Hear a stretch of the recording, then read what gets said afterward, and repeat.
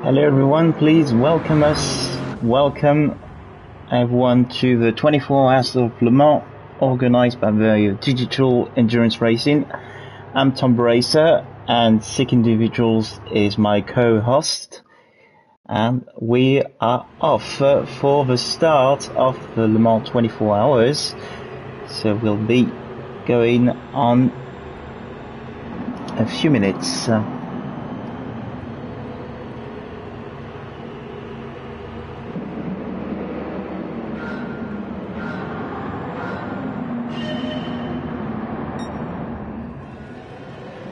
Oh yes, indeed. Unfortunately, we can't do anything about it. That's how the game is.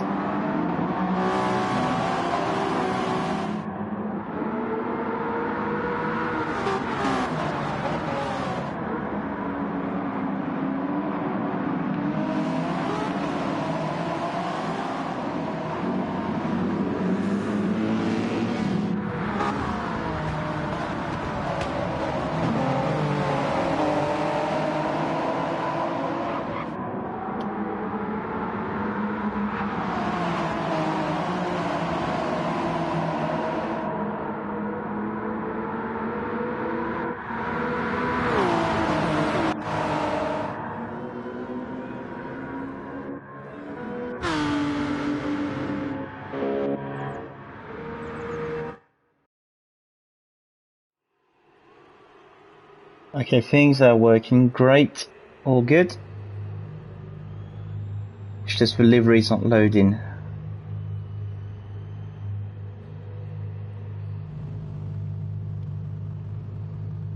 Yeah.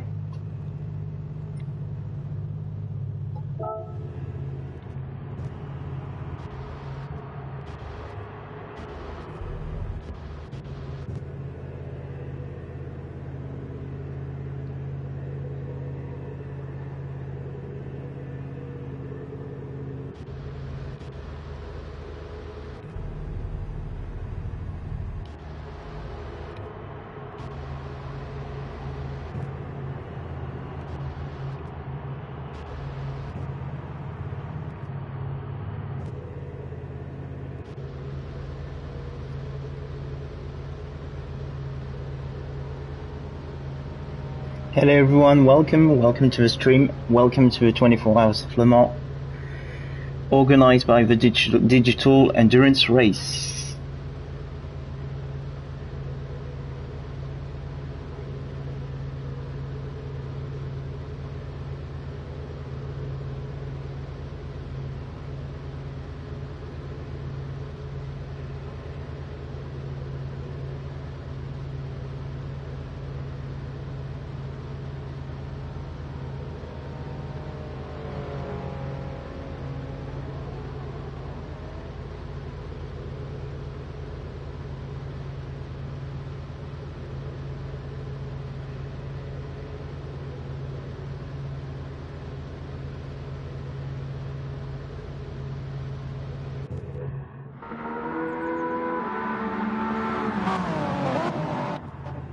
I think the liveries are loaded up for now.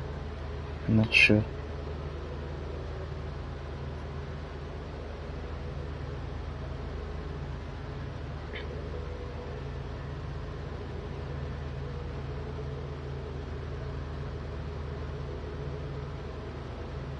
Yeah, very high level, good quality drivers, good competition ahead.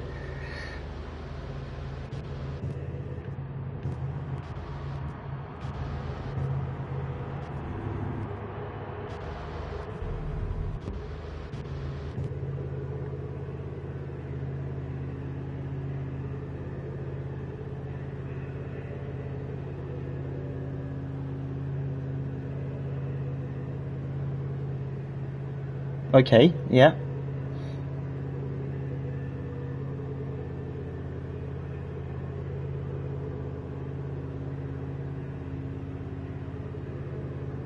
Yeah.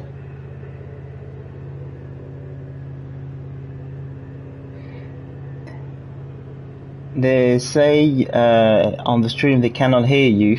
I don't know why. Okay.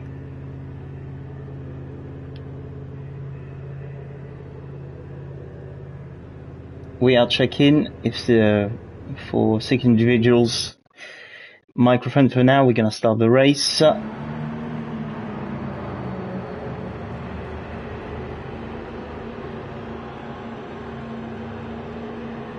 Hello everyone.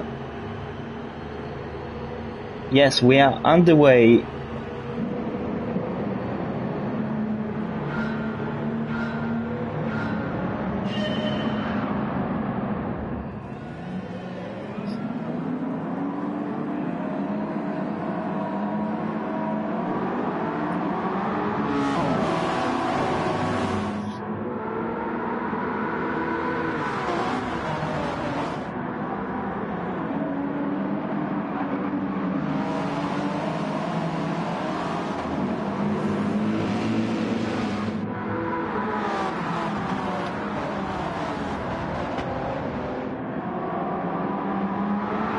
So far so good, clean start by everyone. Eiffel Blitz leading the pack.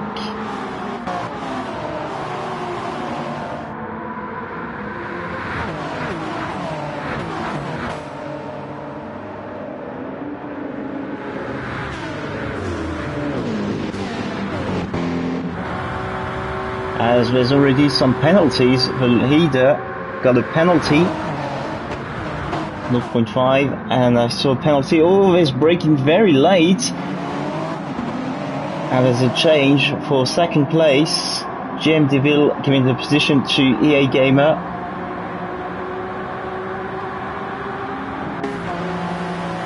Let's have a quick look at the GT class. No major change as Tick got a 0.5 penalty. And for some reason, Rick Aware is slowing down. There's a bit of a fight there, but still no problem. It's so far so good. It looks like a clean start overall, no major problem.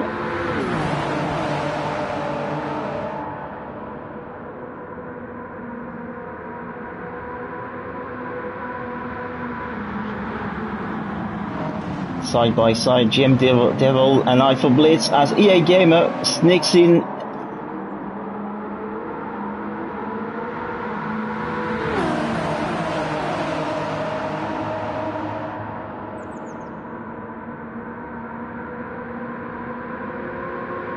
Very close pack indeed altogether.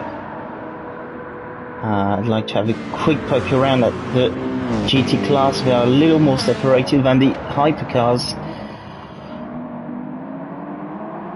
There's still that battle going on between GM Devil and EA Gamer, and it looks like Eiffel Blitz lost a few positions and is now down to 4th place and will lose a little more positions because of her 0.5 penalty, and indeed she is down in 5th place.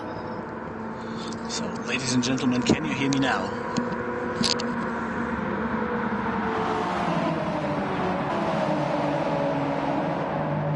Oh, perfect. Awesome. Yes. For whatever reason, my voice wasn't shared. Now it is. Yes, intense start. We had Eiffel Blitz and Devil in a close fight, outbreaking them both in the chicane. What gave EA Gamer the advantage. And unfortunately, Eiffel Blitz dropped down to P6.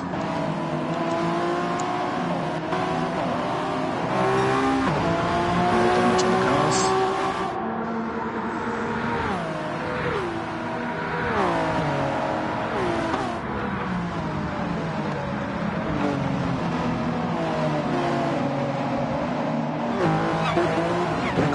Looking really, really laggy.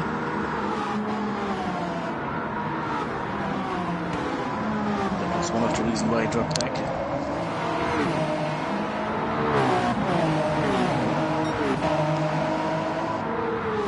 GM Devil extending his lead to EA Gamer. Strong pace so far, very, very good start I have to say.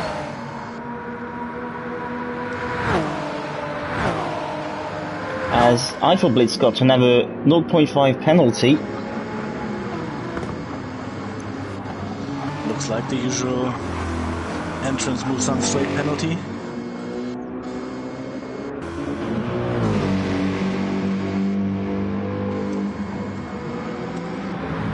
TikTok got a 1 second penalty. Nushall is in the pit, he's got front end damage.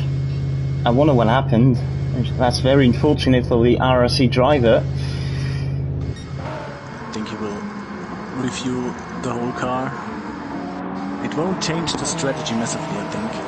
Yeah, as sorry, that's quite a different, complicated name to say.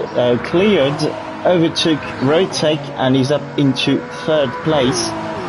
And there's a bit of a fight between Rotek and Finn at the moment. Eiffel Blitz really dropping back as she started in 1st place, but is now dead last in the hyperclass and still got the 0.5 penalty. That's not a good start for her, unfortunately, but hopefully she'll get back up there. She's got the pace. Pace is definitely there, but she definitely should not lose the slipstream of the cars in front.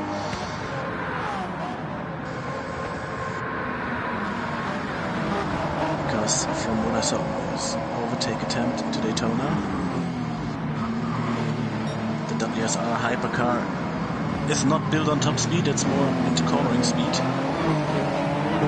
And so she needs the slipstream to stay in contact with the cars in front. And then penalty is burned. The mighty EG got a 0.5 penalty. And the Aston is leading the race. Not your typical car leading the race. Second gap. Yeah. As we can expect a little fight between Tick and Coffee. I think Coffee will overtake Tick after Arnage.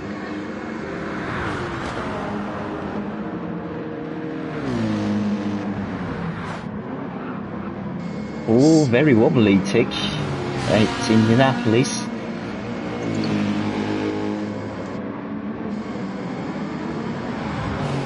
Now penalty burns on free overtake for Confi. Yeah. Will Pura take advantage of this situation as well? He'll only get in the toe.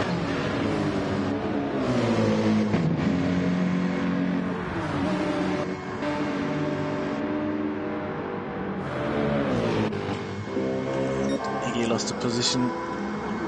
Jim Devil got a 1 second penalty. The leader got a 1 second penalty. And that will allow EA Gamer to catch up a little bit. Cleared has dropped back a little bit. Finn overtook Rotek, and Finn and Rotek got to 0.5 penalties.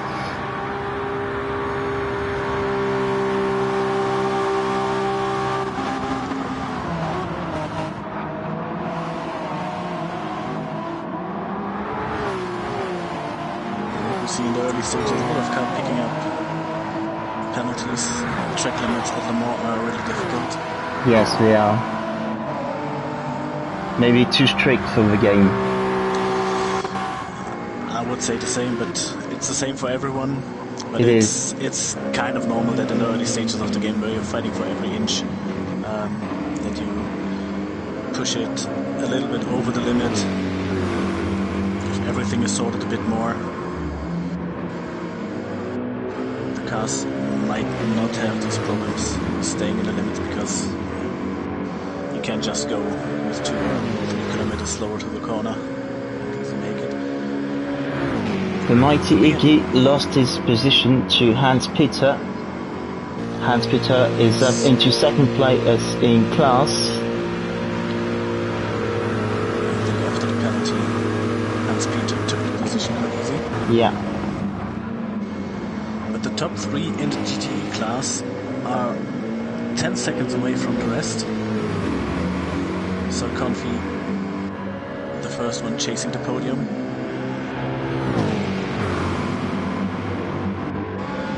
With the second gap to Tick.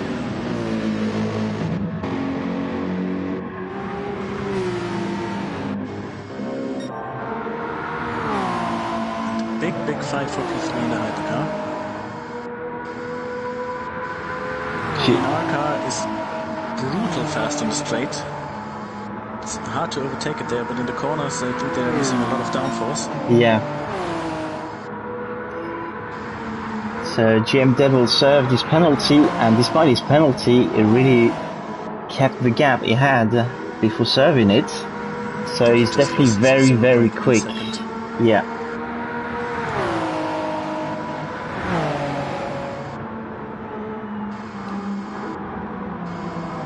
The Hilux team doing a superb job.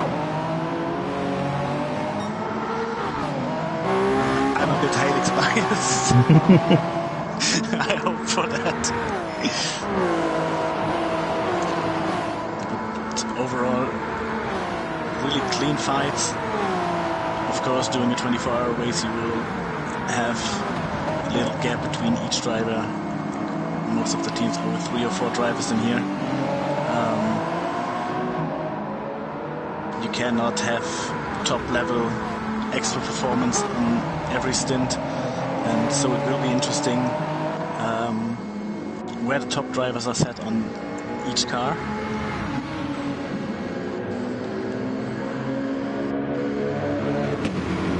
And it seems after the JCR hypercar lost the slipstream of GM Devil,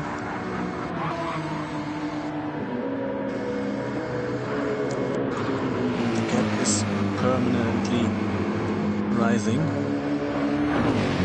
2.6 to 2.7 now.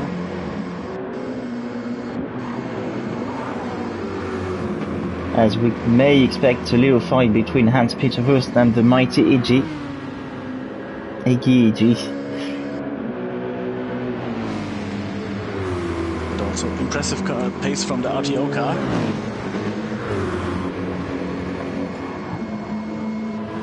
Five seconds clear. Very, very impressive.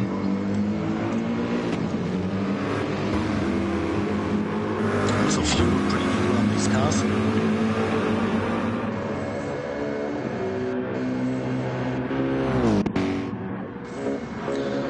Tick is now back on Confi's rear.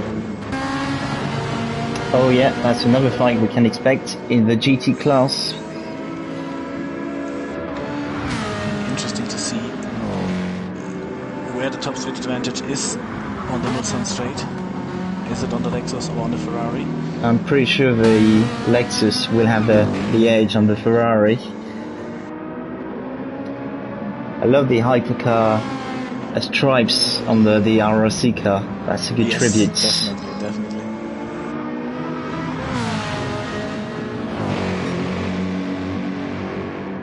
Just want to have a quick look at the battle for second place. No, the gap is slightly extending, but there's the battle for fourth place we are watching right now, and indeed the Lexus side by side. Way better exit. Yeah.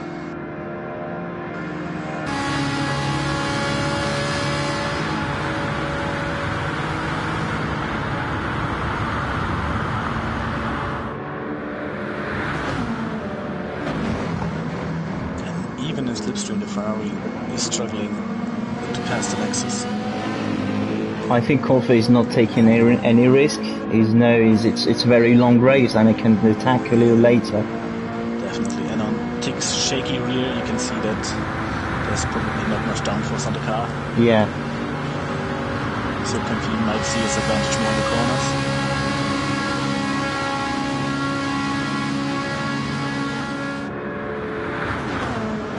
Yeah, Confi is lifting and coasting. He's not trying to overtake at all.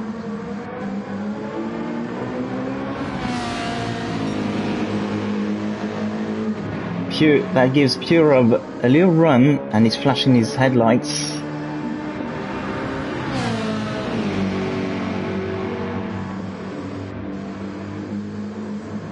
Wreckaware P13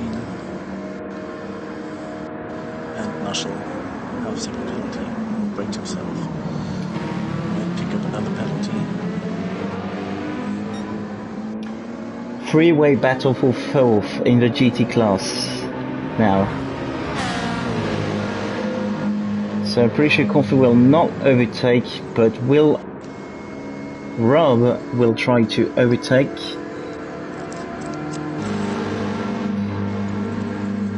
He's part of the MRL team. And he was really quick in the pre-qualifying. For the first laps he battled with Iggy and the JCR car, I don't remember, I think it was Hans-Peter for P1.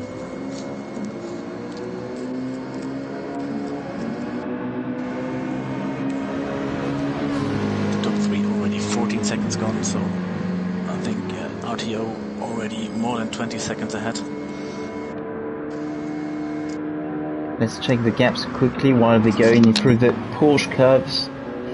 Yes, the Aston is absolutely flying there. And the Mercedes and Corvette are still quite close together, the GCR team and the Helix like racing team. Pretty equal pace. Yeah. And decided not to fight. Because that fighting you can see on Tick, Confi. It was not big fights, but this cost Shane Devil of the Helix team extending his lead is now up to 5 seconds in the hypercar class. Is serving right now a penalty at Arnage, and he catched up the last place in the GT class. He catched up Nashel.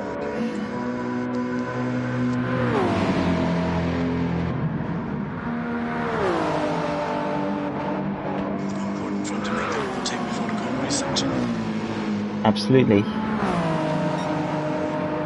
That will still give no problem to a gamer to overtake at the Corvette corner. Rotake is up into 3rd place and overtook Finn. That's another battle to watch out.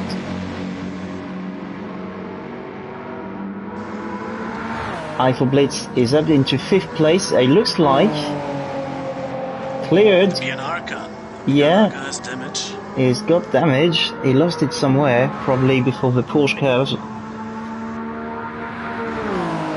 And he's pitching to fix his damage.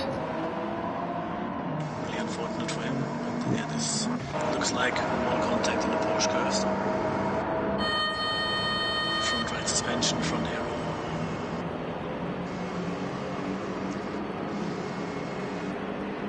Yeah, this is always a twist, going for more security and more aero, or taking full risk having high top speed. Maybe have problems in the corners. We saw it in the pre-qualifying where plenty of guys lost it into Indianapolis when the car is getting really light on the brakes.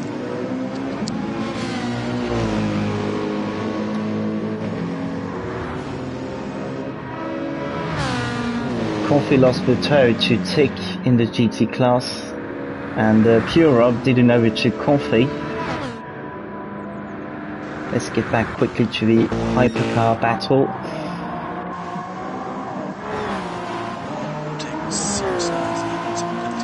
Yeah. It seems that he's slightly faster than Finn for Finn Racing.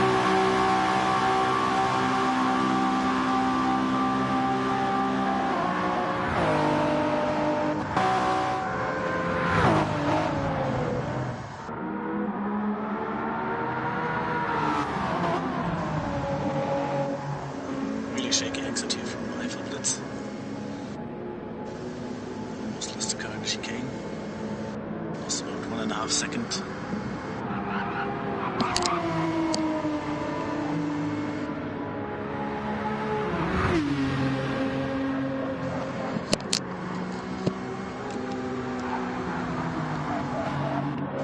My volume should be already on the max.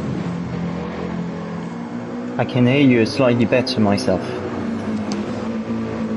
But I saw in stream that my voice is not loud enough. Yeah, I saw that. Don't know how to fix it at the moment. And Iggy is back ahead of Hans-Peter. Yes, indeed, a change in position in the GT class. Iggy is going. Hans-Peter Wurz is going into the pits. Oh, he has damage. That might be the reason. Oh, yeah, indeed.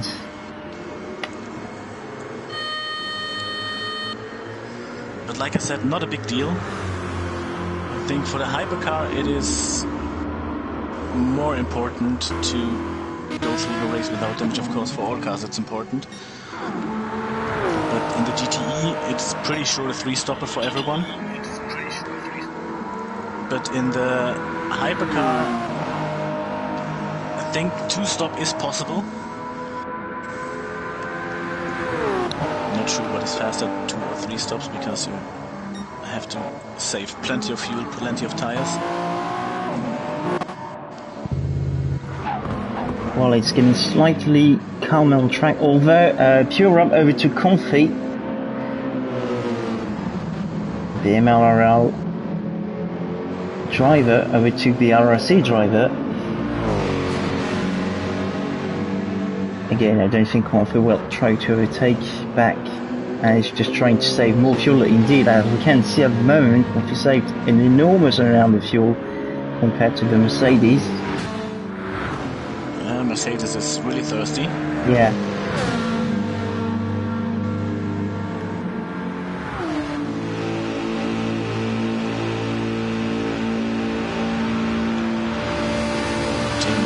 Is 6.5 seconds ahead. Picked up plenty of penalties, but when we look at his lap times, when he's not on a penalty, 3:19.5. We haven't seen that in the pre-qualifying. I think 3:20 was the quickest we saw. And EA Gamer, consistent no penalties, but 3:21 flat, his fastest so far.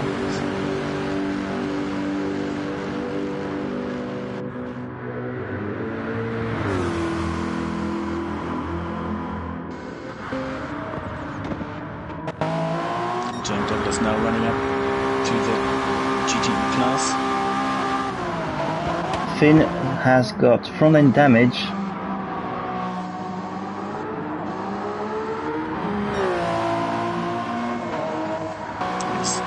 Already gained the position. Must have been a big one. Just with front arrow, you're not losing 14 seconds. Yeah.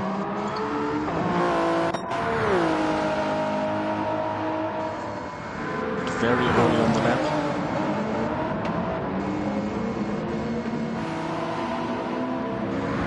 So one way back to the pits.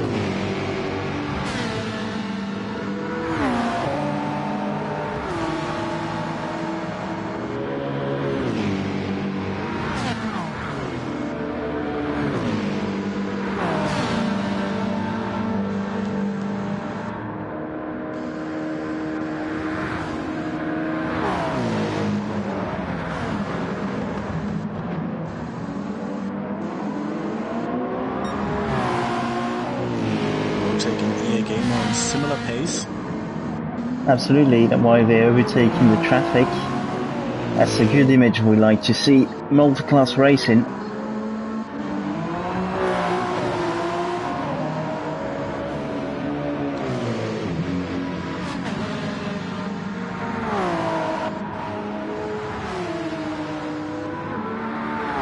Eiffel Blitz had to serve a penalty, so she lost a little bit of ground. All Rotec is going Comfy and is losing a little bit of time in the Porsche S's. So you have to be really patient behind a slower car there.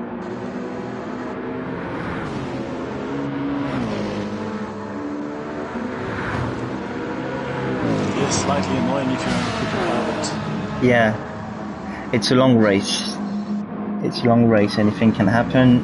You can lose a little bit now and catch up later. It's not worth risking any damage. Absolutely, yeah. The key is to survive, as we saw 2 weeks ago on the real Le Mans 24 Hours race, where it was absolute chaos at the start, and in the first 6 hours it was a complete mess with a lot of cars crashing, and we just realized how punishing Le Mans can be. So this is why today everyone must know and get reminded to stay on the track at all costs. Racing Team of Friesland still leading, almost 11 seconds to gap in the GTE class.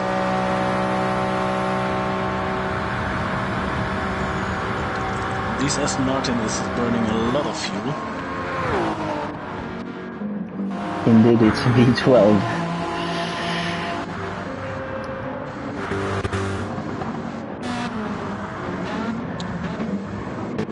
This can also key point because the refueling is pretty slow here, so pit stops taking really long.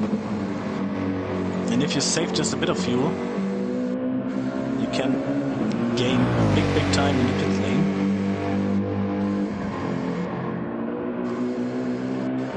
And as you see, WSR tick, the Lexus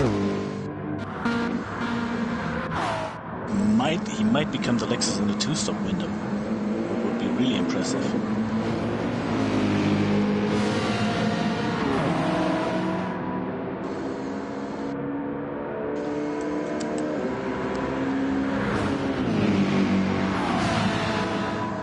I think the Lexus has about the double amount of fuel than the Corvette or the Aston Martin. Yeah, just about.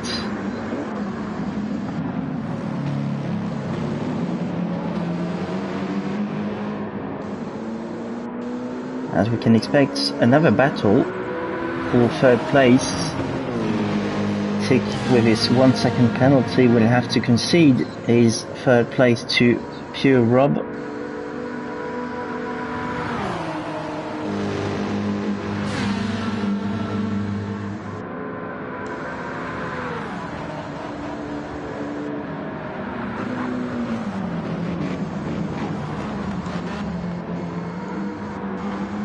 Definitely lose that position and maybe also the position to Confi in this 1 second penalty.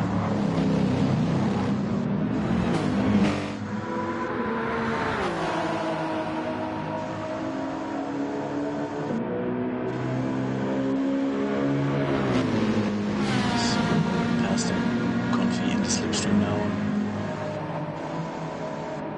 He's making the move. Side by side, and yes, Confi's got the move done and he's up into fourth place.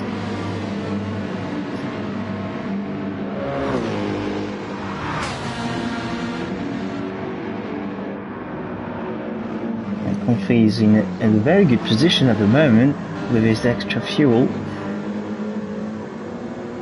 As the leader in the GT class is in the pits, and the mighty Less than Iggy. 30 minutes. Yeah.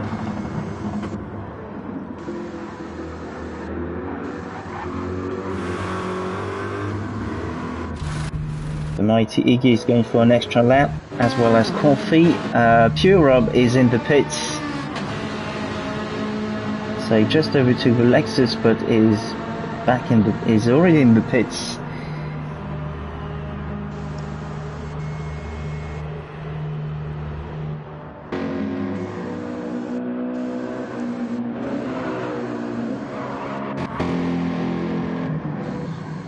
Okay, let's have a quick look at the hypercars.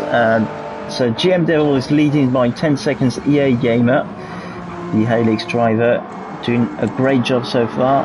He had a few penalties, but there's no problem for him at the moment. EA Gamer 10 seconds behind in second place for the JCR team. Rotek is third place and had a little difficult start, but with his quick speed managed to get back up into third place. Eiffel Blitz is about 3 seconds behind and she's doing pretty well. She had quite a shaky start with a few penalties, but she's got a very good speed and she's trying her best to catch back in the group. Finn is in 5th place. He's about 20 seconds behind and he's still driving with front end damage. And in last place of the hypercars is cleared. He's about 48 seconds behind. Cleared already, pitted for his damage, and I think he definitely gained the time on Finn. If Finn goes for his usual strategy, it might work till the end. Difficult decision to pit for just front end damage. Very difficult indeed.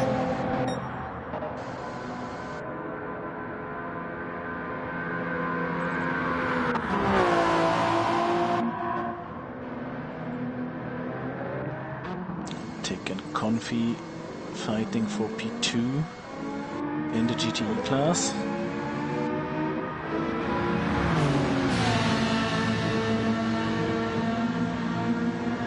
Tick got him on the straight.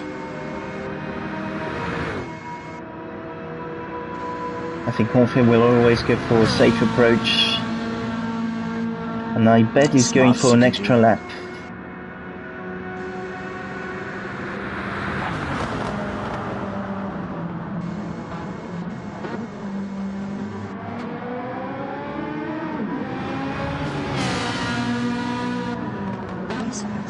Bit unexpected, but I think at least Confi might be able to do a two-stopper. Tires looking brilliant for him.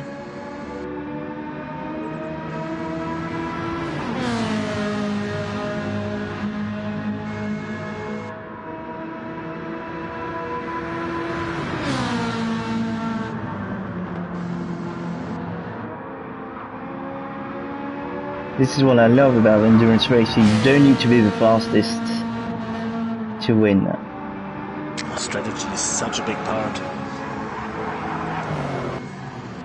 As our temporary leader in the GT class is now into the pits, the mighty Iggy with the Corvettes for the Helix team, who's about 30 seconds ahead of Tick. And both drivers, Tick and Confi, are still going for another lap. Pretty sure Confi can do 40 minutes. Yeah, very probably. Then it's 40 minutes, 70 minutes, 70 minutes. Also his tires should last that long. Looking pretty good.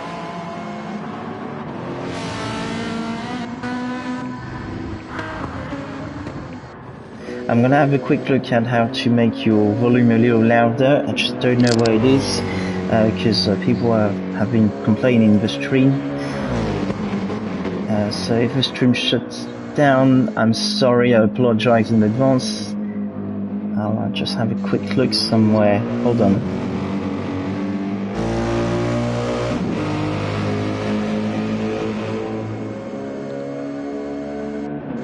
We're now following Hans-Peter, who's now after his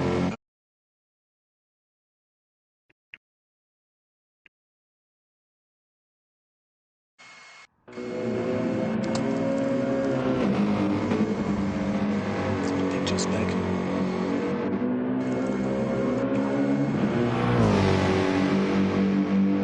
And this forced undercut from Hans-Peter gave him now a 7-second advantage to the mighty Iggy. Gap to the Aston Martin stayed the same.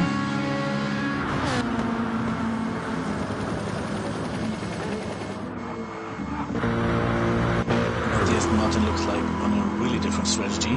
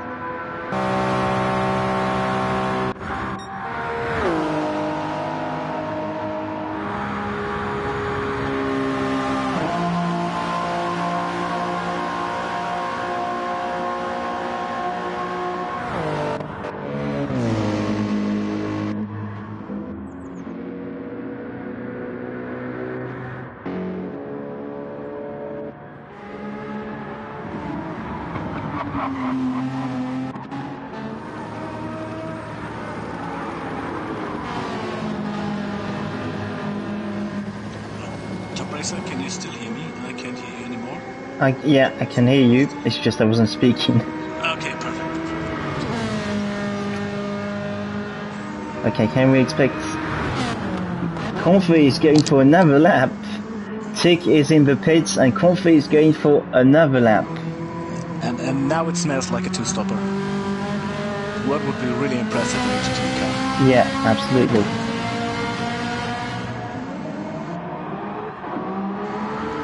As Finn is out of the pits and fixed his front end damage and refueled in the hypercar class. In the GTE class we might get 3 different strategies because the Aston Martin... That's going to be very interesting to watch. Didn't took that much fuel with, so maybe they planning for an extra stop.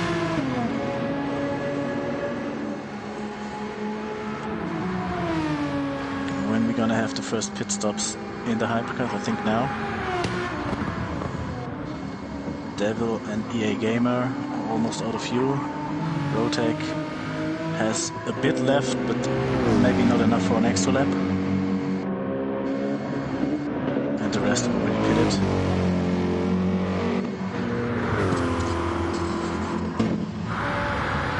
We gotta watch out.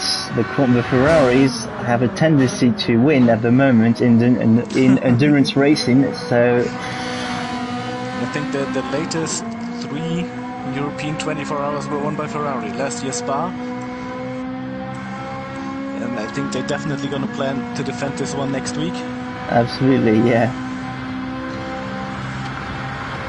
And then the 2 big surprises with the new car, Alphamore at the Nürburgring.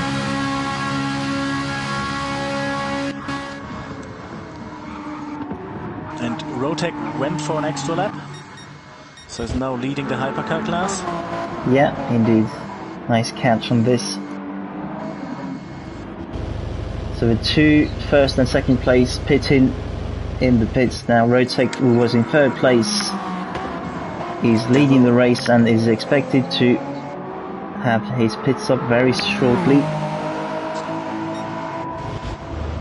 Interesting, EA Gamer Devil exact the same fuel amount they used.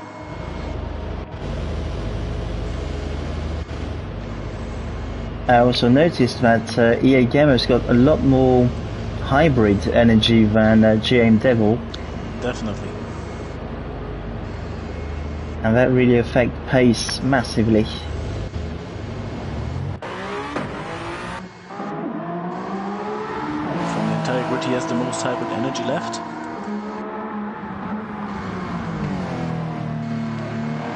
DNR and Halex looking probably the worst on hybrid.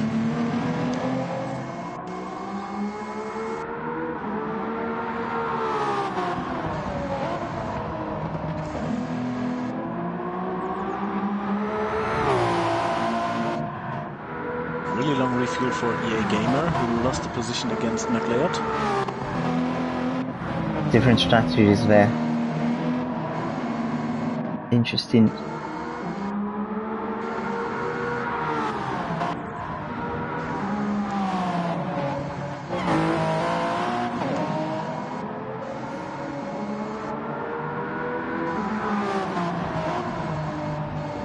I never thought the word Ferrari and strategy would match these days. It's crazy. I think it's matching everywhere except Formula 1. Exactly.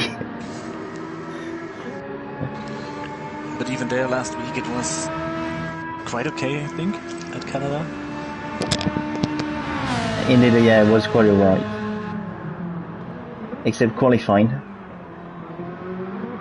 And now, yeah, quite exactly after 40 minutes, Confi is in the pits. Really great stint by him. Superb job. So that will of course give the Aston the lead back it had originally. But as it looks so far, Confi will be in the pits 2 times less than the Aston Martin. Yeah. And this is a gap you first have to gain in the Aston Martin if you want to make the strategy work. Absolutely.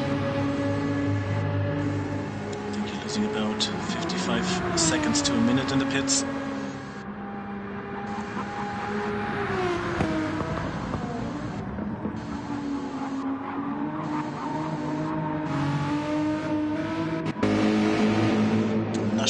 After his early pit stop is now P11.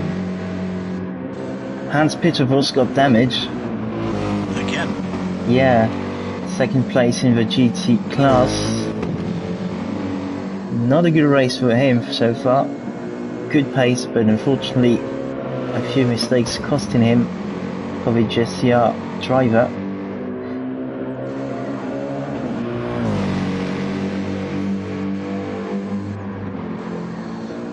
Might bring Nushel in P3 in the GTE class. He's currently 4th. Only about 20 seconds behind Hans-Peter.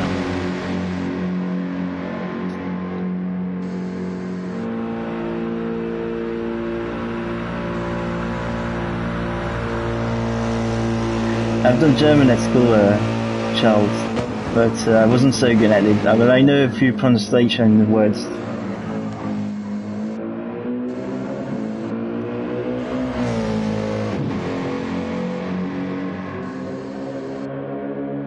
I'm only good at English and French. I can speak baguette if you like, but I'm not that good in French, and it just is at school.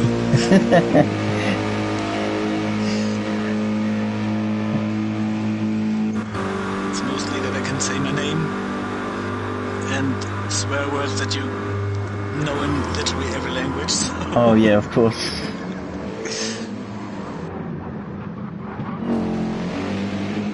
You have to say the swear words with your baguette in your hand, otherwise it doesn't work. People don't take you seriously. I think French is a great language for swearing because everything sounds nice and melodic. Yeah. If you swear in German, you can talk normal in German and it always sounds a bit aggressive because we have such an aggressive R. But French is a really melodic voice. You can tell people the worst things and still sound like a nice guy. But interesting is that McLeod is now gaining on EA Gamer.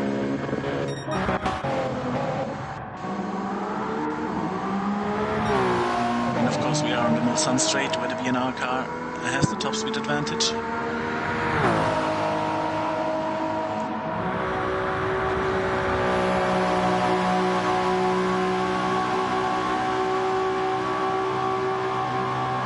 Rotate with a really short refueling.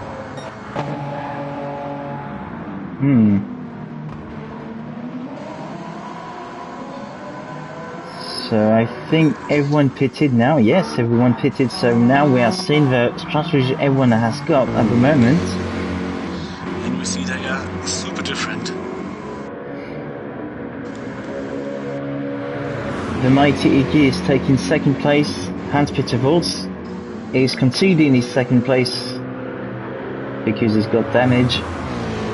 Nushel is up into 4th place. Yes, I'm pretty sure if Hans-Peter is pitting now, he's gonna take the 3rd place.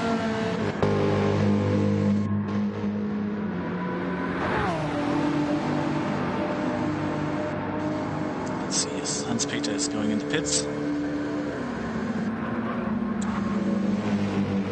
As there's a change in position also on the back of the pack of the GT class. Rachel, where she managed to overtake Tick. I wonder what happened to Tick because he was having a strong pace and is now dead last. Nah, Tick had a really long refueling stint. Yeah. He has refueled the maximum in the car.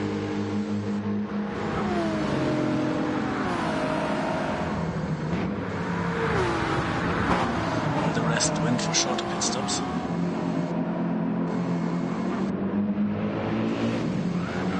Even Confi thought he would refuel longer.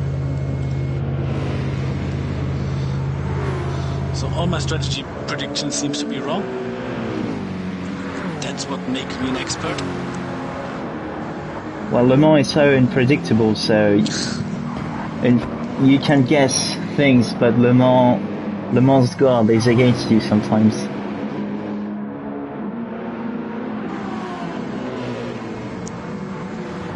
Yes, Nushel had damage at the early stage of the race and had to pit, so now he's got a different strategies compared to all the others.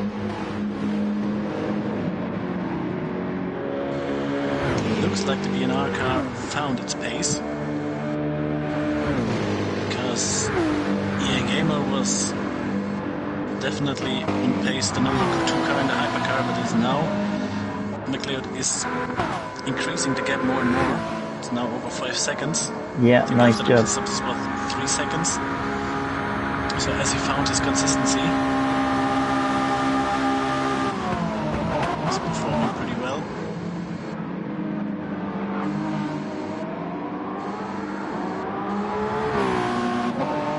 While Tick now has a 2-second penalty and still struggling to overtake Rico Ware.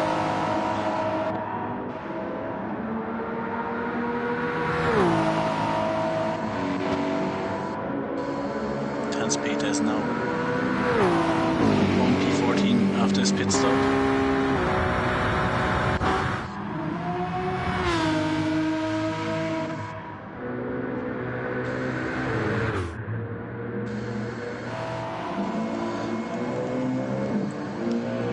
In the hypercar, everything is for the moment pretty much sorted. Everyone is on his own pace. Yeah. The gaps are somewhere around 5 to 10 seconds. The race is settling down now a little bit. But I think it will close up in the end when all the strategies come together.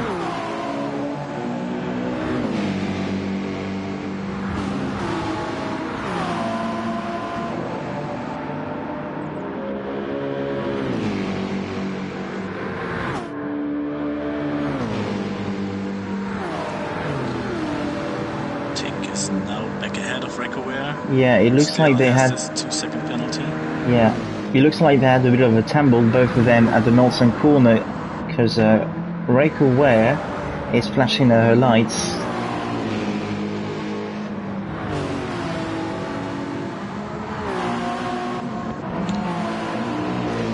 Now Rachel Ware will get that position back. Both have to slow down.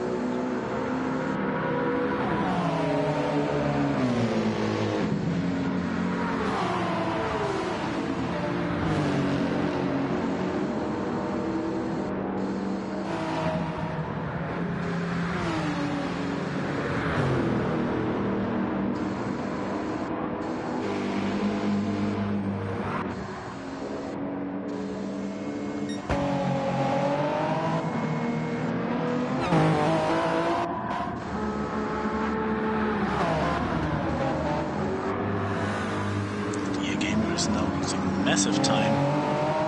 Ultimately only 8 seconds to gap. Lap times 22, 23, now 25. The difference in fuel between the two drivers is immense. There's about 50 liters difference. So of course Leclerc can only extend his gap. 25, I think there was also traffic involved. Yeah. And it seems like Eiffel Blitz is catching up a little bit on EA Gamer.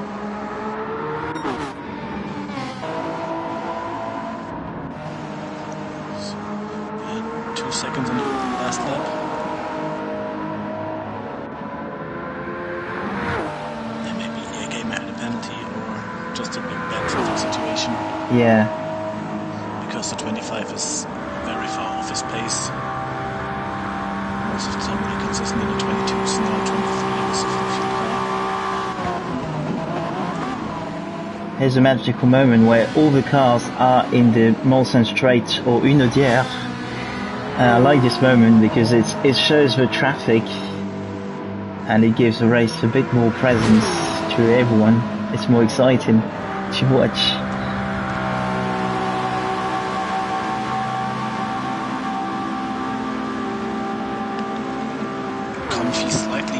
Nushel. Half a second in the last lap. Well, we see team orders between the ROC drivers.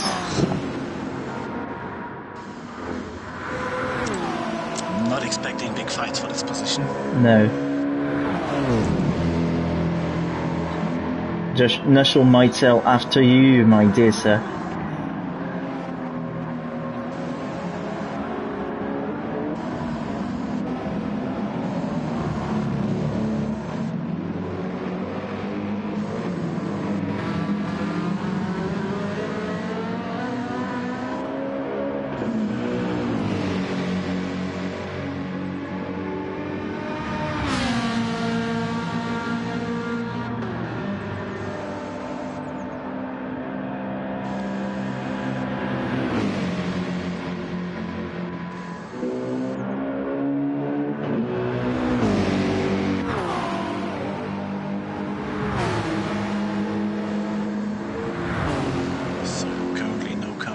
Damage, very good to see. Also good to see that after the first lappings from the hypercars to the GTEs, we had no bigger moments. So all the drivers seem to really focus, really aware. Yeah. It's nice to see Rotek now in second place, and he's trying his best to match the pace of first place.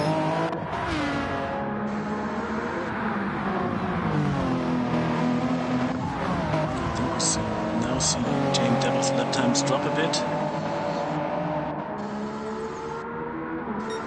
as his battery is almost dead. Yeah, his hybrid is done. Rotate's hybrid is a lot higher now.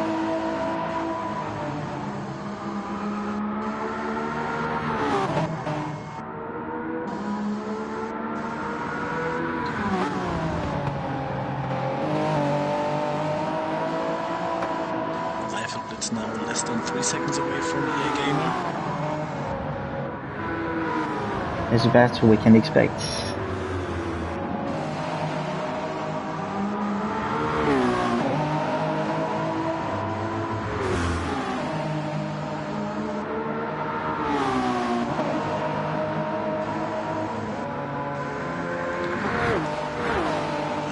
FGR Finn still struggling. Damage was the only hypercar, and I think the VNR car had damage as well. But he drove very, very long with this damage from bumper. Yeah, indeed.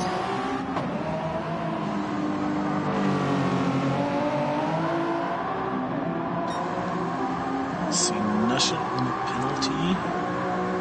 Only half a second, but Confi will get closer. Eiffel Blitz got herself a 0.5 penalty out of the first chicane,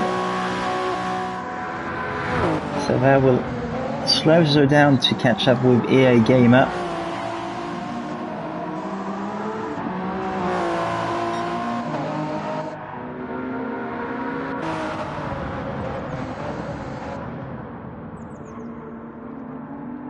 Now you see the gap is shrinking between Devil and Rotek.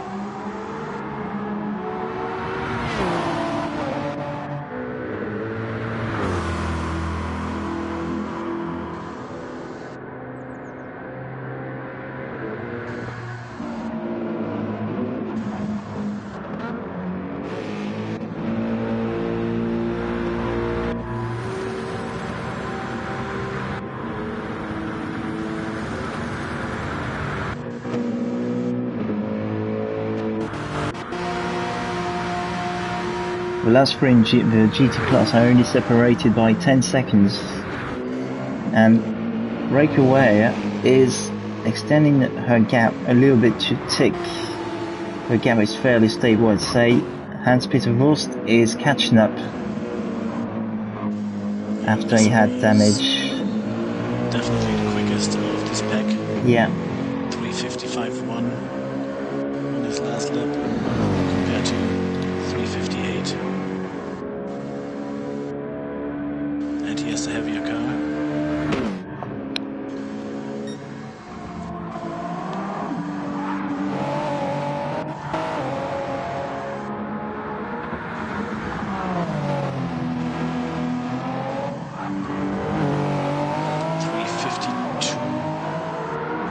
had so far the fastest lap in the GT. Insane lap time here from the MTO car. Yeah. We haven't seen something even close to this in the pre-qualifying.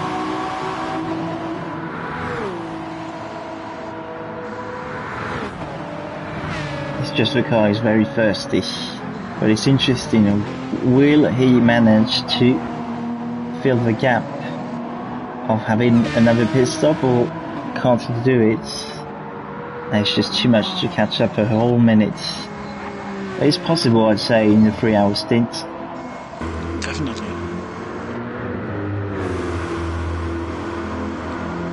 I mean, we have now an hour done, 15 laps, 14 laps, and he's already 30 seconds ahead. Yeah. So that might work in the end.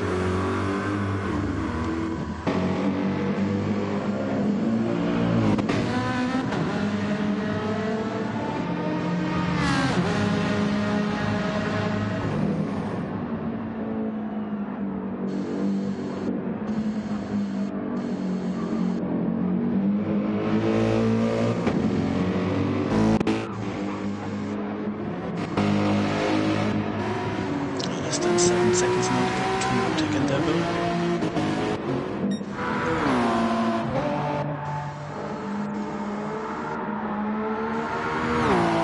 Rotek is on a very quick pace at the moment. Very close to his fastest lap. Personal. For me, definitely something is showing wrong with the lap times, because I know that Devil is fast, but at 3:20.5 without a hybrid, I think it's not possible. Yeah. There might be something wrong for me, especially as he lost about a second to Rotek. McLeod consistently in the 22s. Get his PB now, 11:21.9. Almost lost the car here. Went really wide. Good save. Of course, this cost him about 2 or 3 seconds in the end.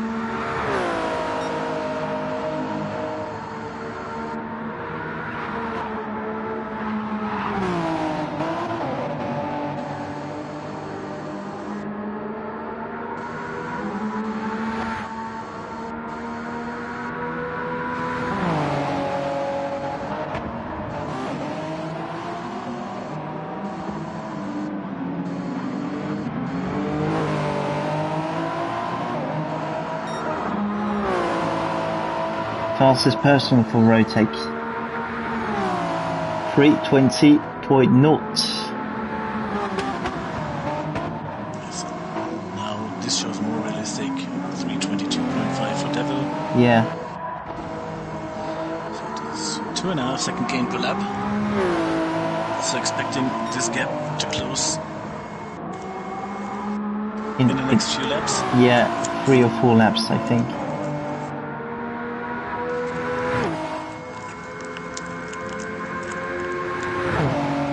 So from Wolfer's typical strategy for LMH team, well, 2 or 3 stop. I think we might see both. But I think, yeah, more usual, especially about the Because type, it's 3 stopper.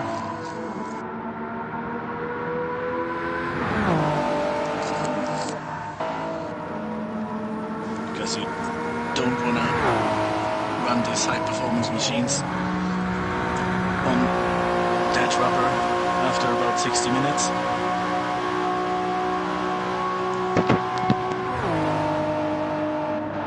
Rotek's got a 0.5 penalty.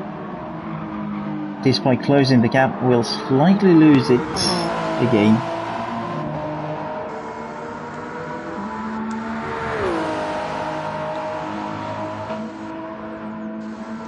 McLeod will be the next one to run out of battery.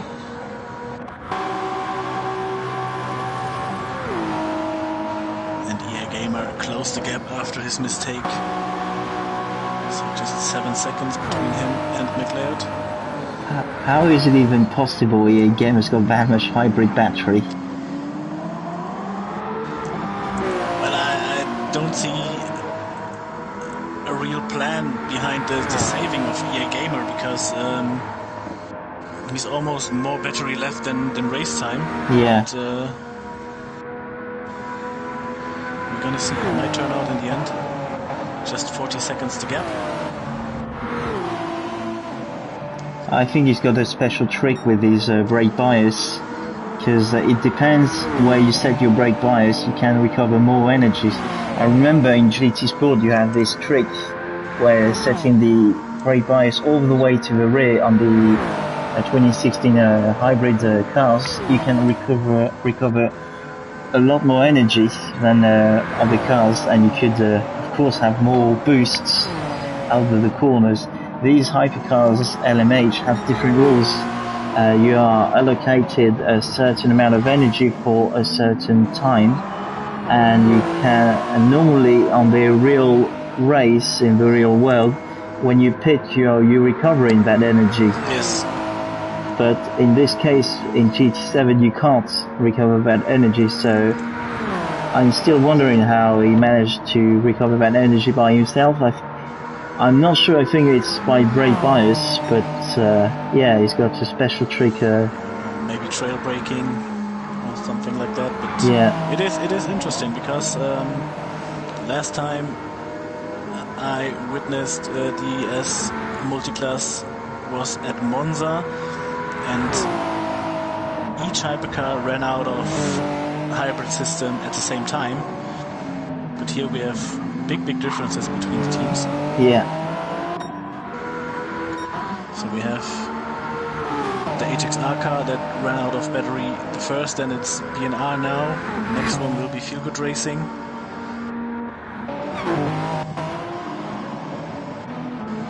While EA Gamer and the JCR team has more than 50% of the battery left.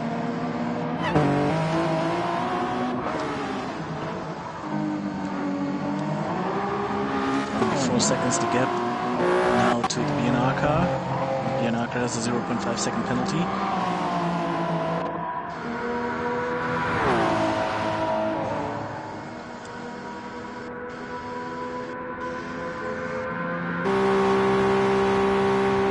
Rotec not with the best of laps in lap 18. No, he had to serve his 0.5 penalty. Yeah, right. I missed that. Get interesting if he can close the gap with the rest of the battery. Yeah, I want to see that. Maybe get into slipstream.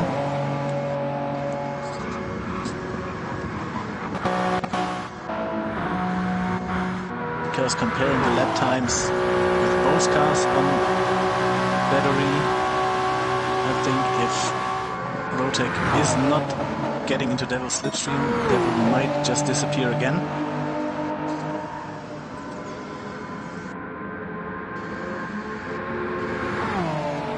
Also Rotec much shorter on fuel. Definitely helps having less fuel at this time.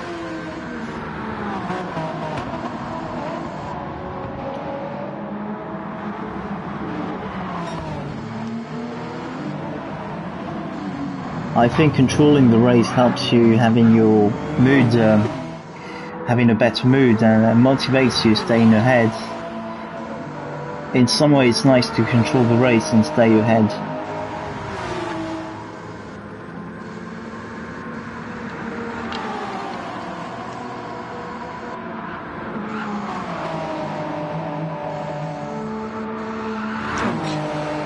Maybe in the next lap we might have an eye on hypercar P3, P4.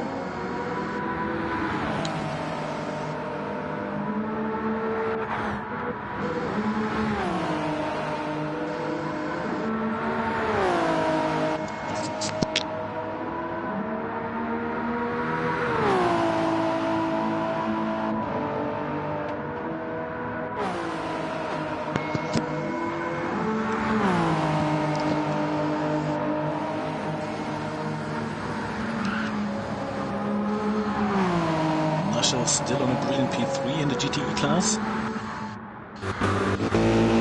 It shows that despite having crashed on the early stage of the race, you can still stay up there if you stay out of trouble. Because the others had a few trouble.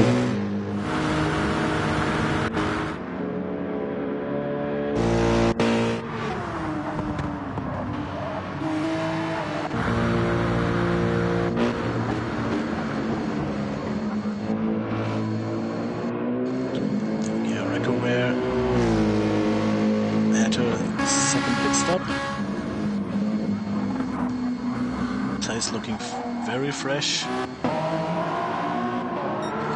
know the Porsche is solid on fuel, but less than 50% in the car. Yeah.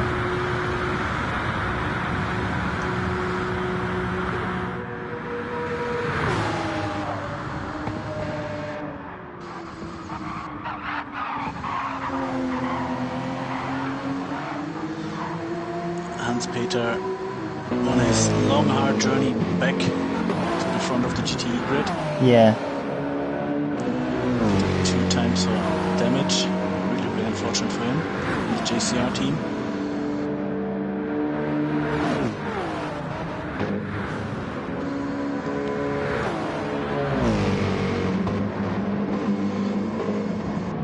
Tick almost outbraked himself.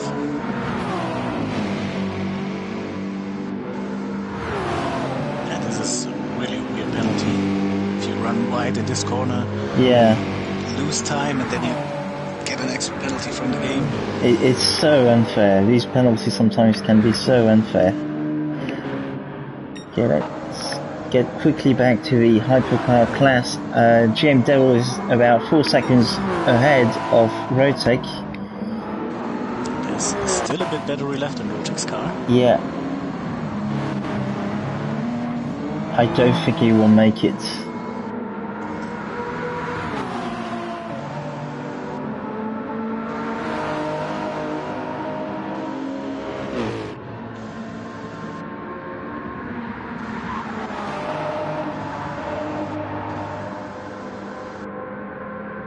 As third and fourth are now together, Leclerc is in third place and will lose position to EA Gamer. Yeah. Shaky exit from EA Gamer. Yeah. Now there's a switch P3 and P4.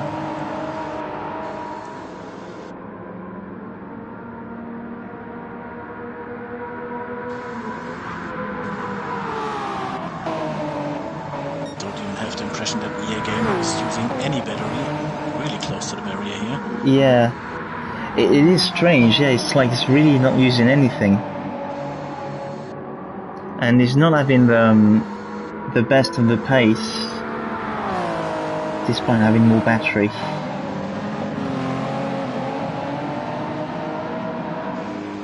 Okay, GM Devil and Rotec now only 2 seconds apart. Rotec had to slow down to let Confi at Théâtre Rouge and wait to overtake him. So he lost a bit of time. That's going to cost him some more hybrid energy. So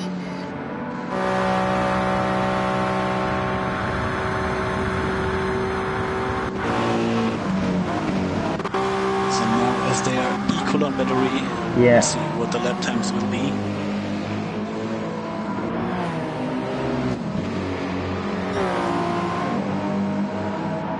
Gamer immediately pulling away from Leclerc.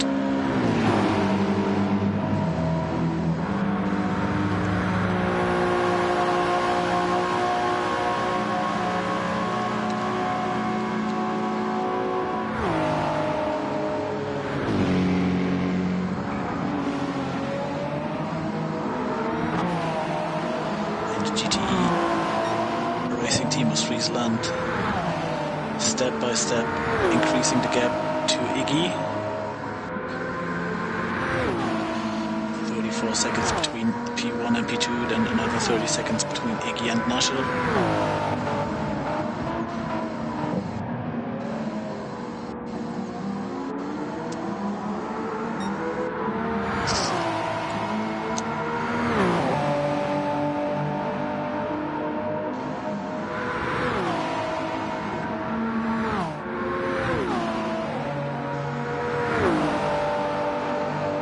That's it, Rotek ran out of energy, definitely run out. He can't catch up now, unless he's got a pedal pace. Rotek's got less fuel, so that maybe will play on his favour.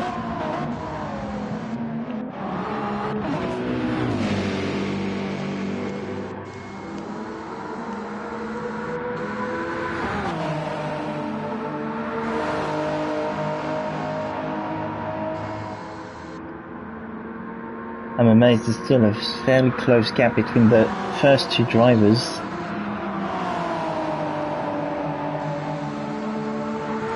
Brilliant to see that we have that level of drivers in here. Yeah.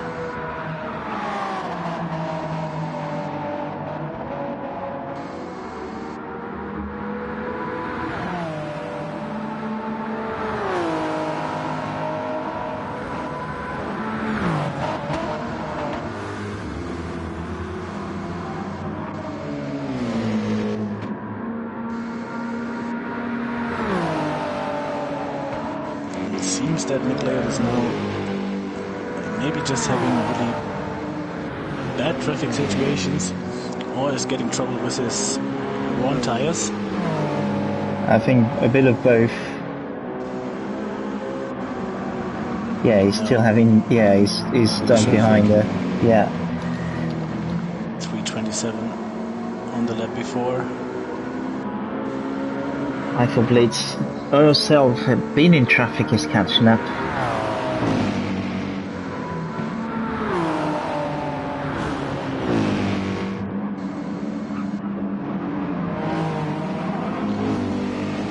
We're going to see McLeod in the next 2 laps in the pits after his first pit stop. Yeah. For damage.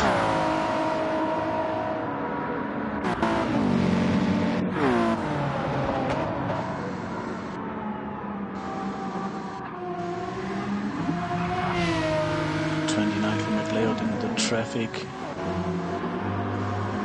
26 for Eiffel Blitz, 33 seconds just in 1 lap.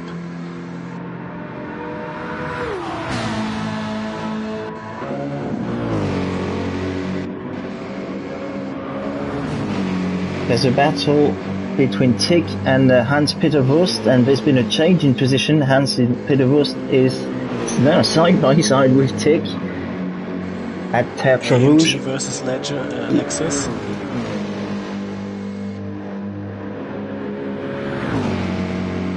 .5-litre Lexus V8 versus 6.2 V8. He's got the most grunts out of the 2 cars. It seems like the Mercedes got slightly ahead. Tick is pulling out of it, not going any risk.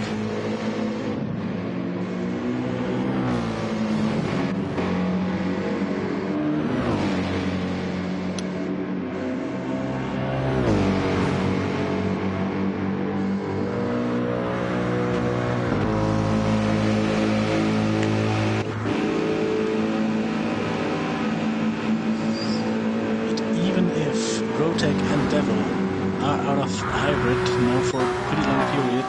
EA Gamer is not really gaining on them. No, not at all. It gives him an advantage staying any further at the moment, but I don't see him catching up Rotek and GM Devil.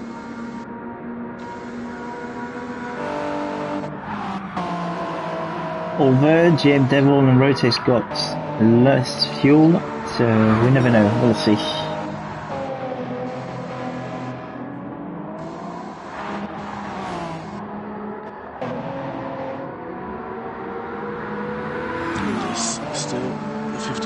Left in his car, so tires looking okay. Maybe a possible 2-stopper, and then saving the battery for his final stint, where he might go push. Eiffel Blitz overtook Leclerc.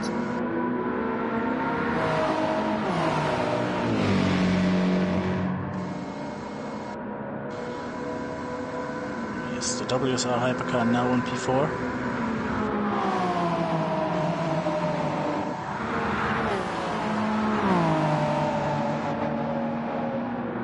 Yeah. 7 seconds behind P3. Yeah. looks like they are on a pretty similar strategy.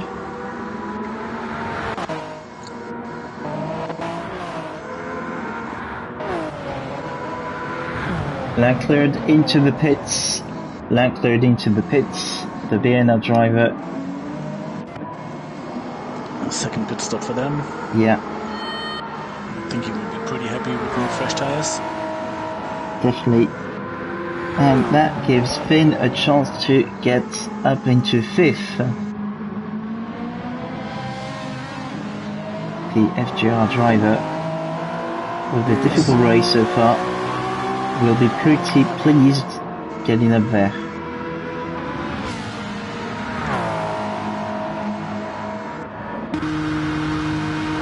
Okay, let's look at the gaps in the GT class. 83S is leading the GT class. Is about 37 seconds ahead of the mighty Iggy in the Corvette for Halex Racing. Coffee User 3 is now up into 3rd place in the class. National is in the pits. National is in the pits. So National just pitted, it was ahead of Confi. National is on the different strategies than his teammates in the other cars. And Confi is about 40 seconds behind the mighty Iggy and is about 1 minute 10 minutes behind the leader in the GT class. Pureup is in 4th place, is about 15 seconds behind Confi. The MRL driver with a slightly difficult race but has a good pace so far. Hans-Peter Wurst is in 5th place and is catching up with the pack.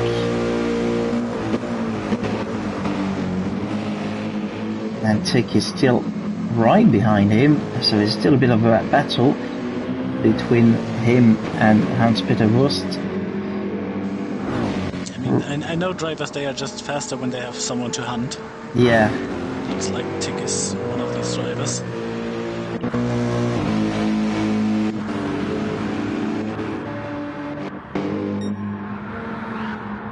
The gap is slightly smaller between GM Devil and Rotec at the moment. It's now down to 1.6 seconds.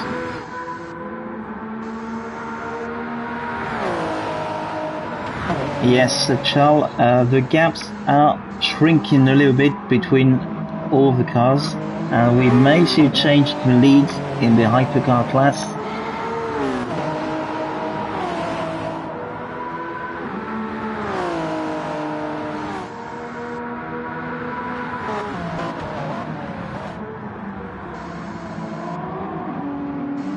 Good sector 2, good sector 1 could bring Rotec into slipstream range.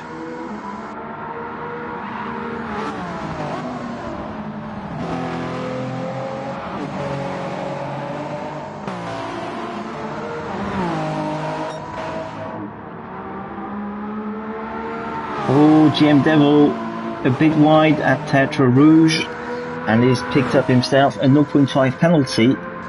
Rotec is very pleased with this news.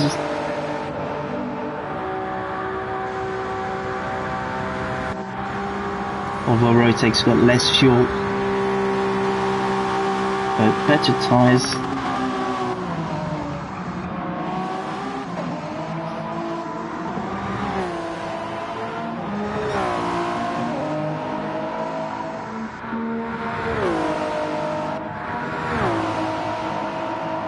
Okay, let's see quickly if there's other battles we can expect. No, not at the moment. It seems Eiffel Blitz is slightly catching up with EA Gamer. Other than that, Looks like EA Gamer is just massively saving fuel and tires to manage to stop.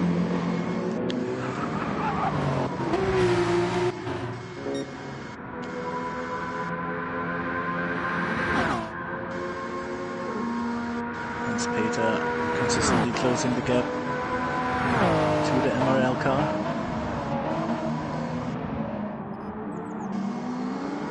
to answer your comment, yes, ITs will have to pit quite soon.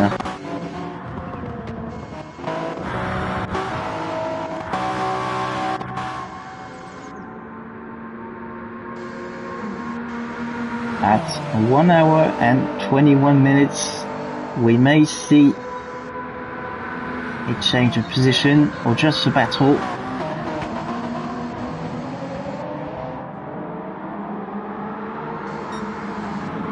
We'll find out. The question is, will it become a battle or is Rotek pitting? Because now he's gaining, we'll get into slipstream. So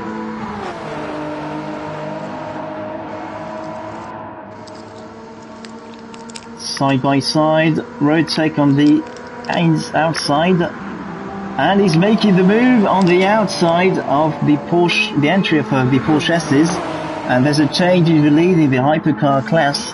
Rotek took the lead.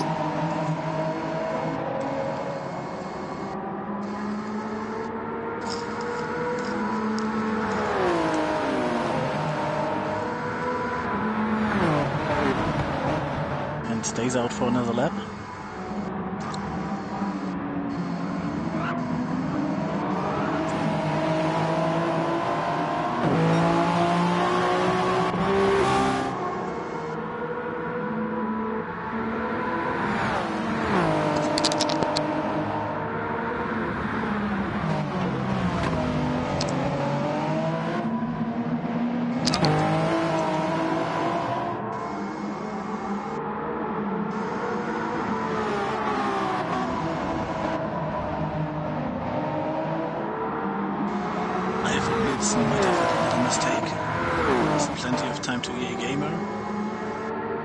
Yes, indeed.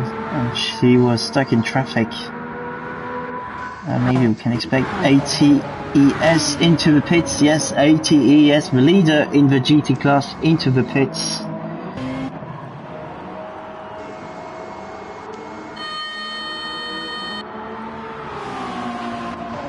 So the mighty Iggy for the Corvettes of the Helix team is about 37 seconds behind. He did catch up a little bit of time, just about 2 seconds.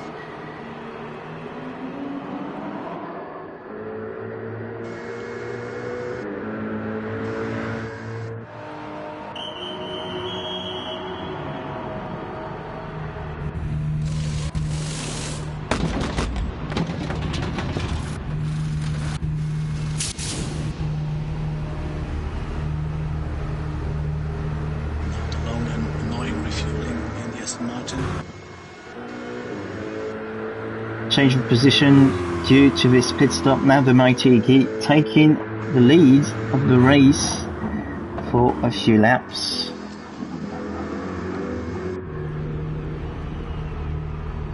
So ATs pitting at 1 hour and 23 minutes. He will have to do another pit stop.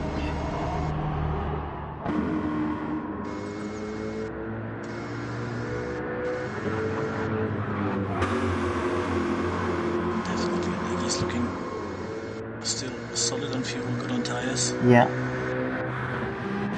So we might adjust and plant 3-stop to a 2-stopper. And 80th is back on track in second place, ahead of Confi, about 4.5 seconds behind. Really good track position for 80th. Clean air. No slower car. He has to fight. Perfect window for a pit stop.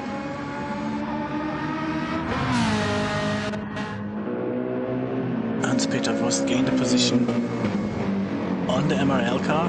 Yeah. MRL car 4:02 in lap 21 compared to a 54 for Hans-Peter.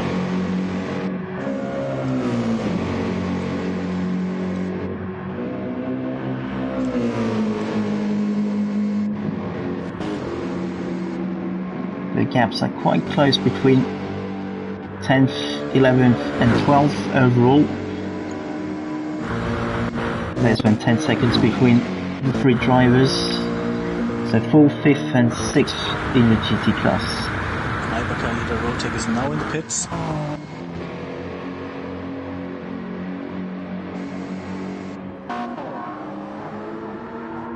So that gives GM Devil his first place back, but for how long? He's got worse tyres now.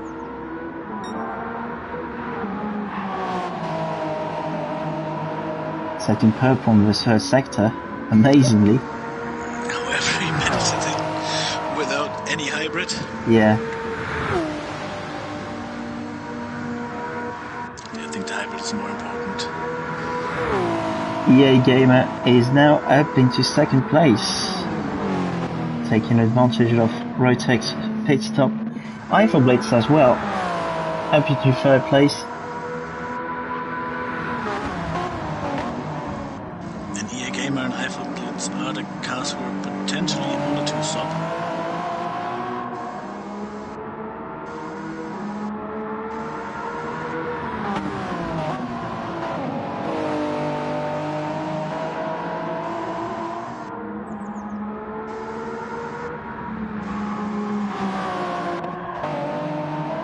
Rotek back on track, 7.5 seconds behind third place. Finn in fifth place, about 10 seconds behind. And Leclerc is about, oh, he's got damage. Leclerc's got damage. The car in sixth place, he's got engine damage. That's unfortunate for the B&R team. He had a great recovery after his early damage. And now he must have had a massive impact.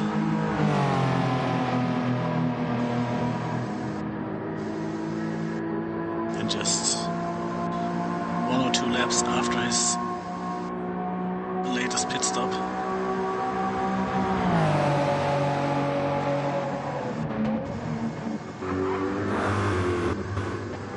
So picking up damage is never good, but they're definitely more lucky spots to get damage. Yeah, indeed. So this is 100% an extra pit stop that is not planned.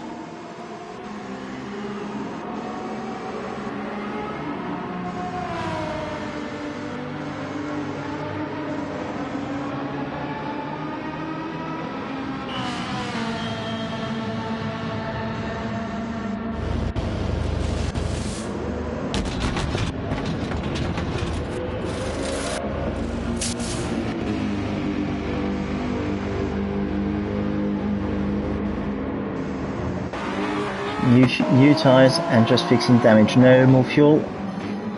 Well, now it's just a matter of bringing it home. I don't see him getting back ahead in the class, and the leader in the hypercar class is in the pits. Jabe Devil in the pits. So that means he's definitely on a 3-stop as well.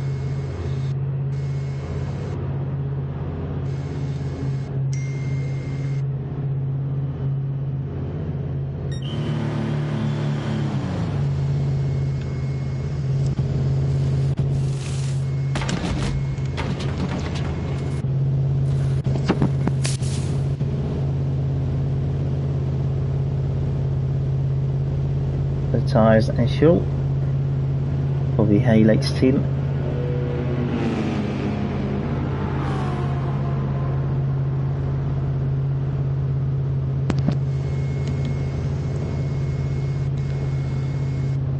So that brings now EA Gamer in the lead. Phenomenal job by the JCR driver. Eiffel Blitz now ahead of GT7 as well.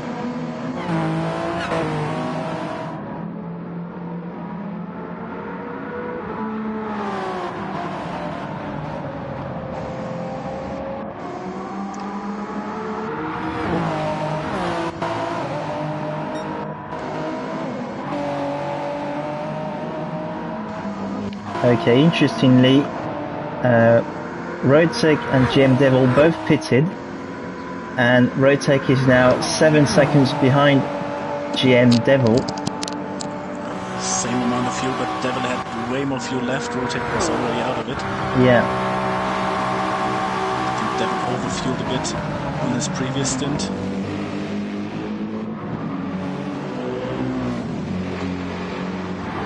We haven't talked about it, but weather is looking absolutely stable. Blue sky, just a few white clouds.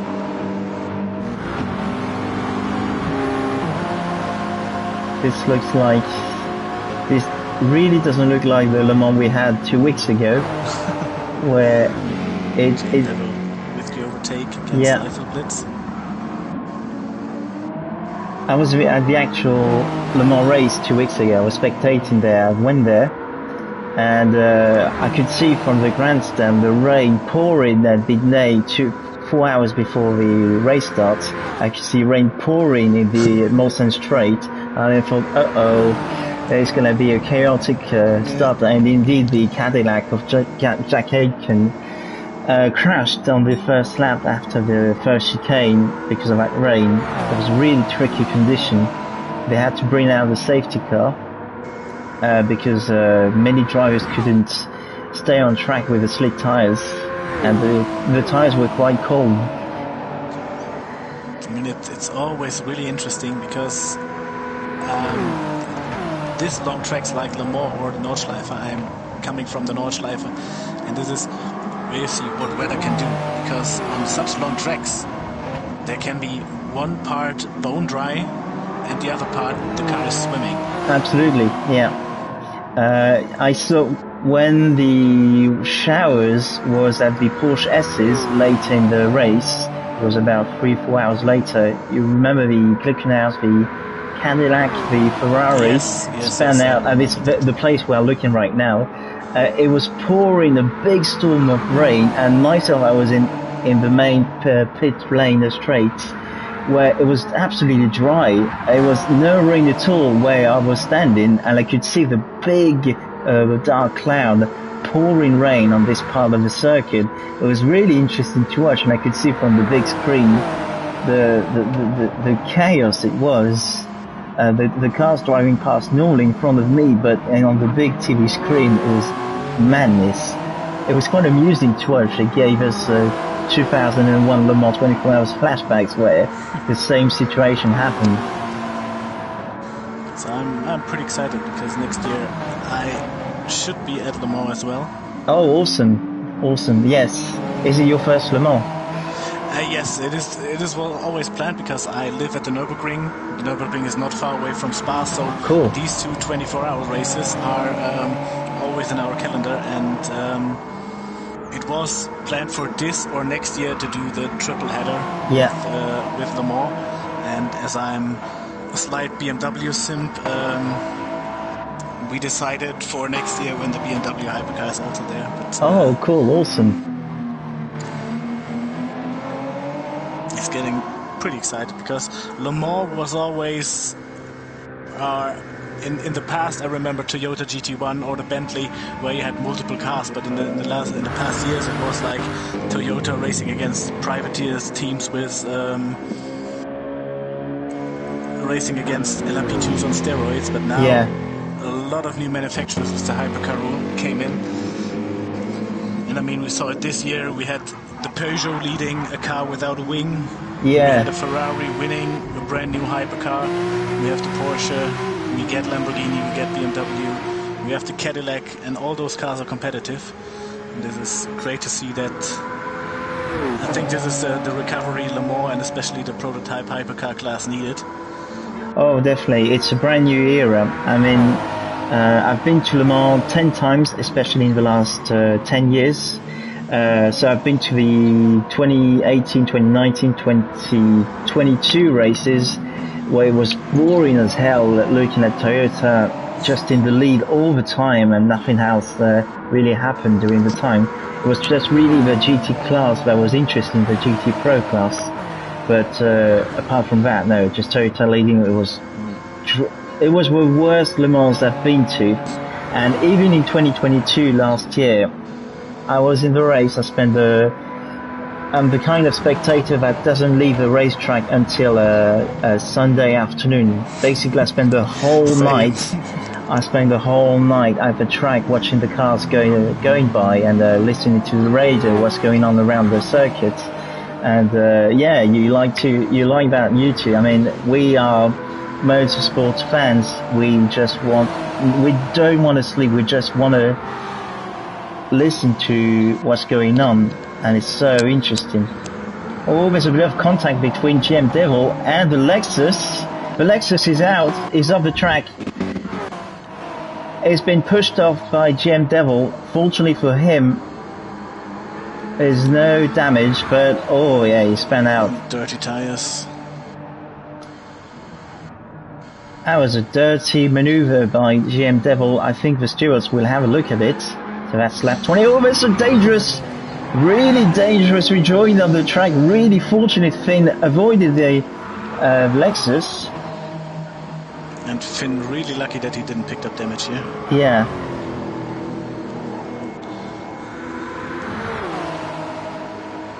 Tick losing a lot of time, unfortunately. Iggy now in the pits. Brings Confi now in P2 in the GTE class. Yeah.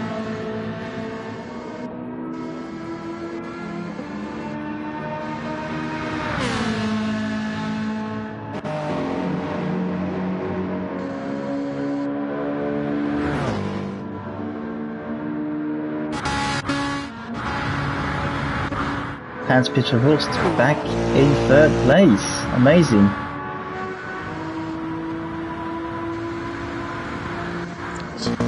But he's looking forward to his next pit stop. Yeah. 4 or 5 laps left.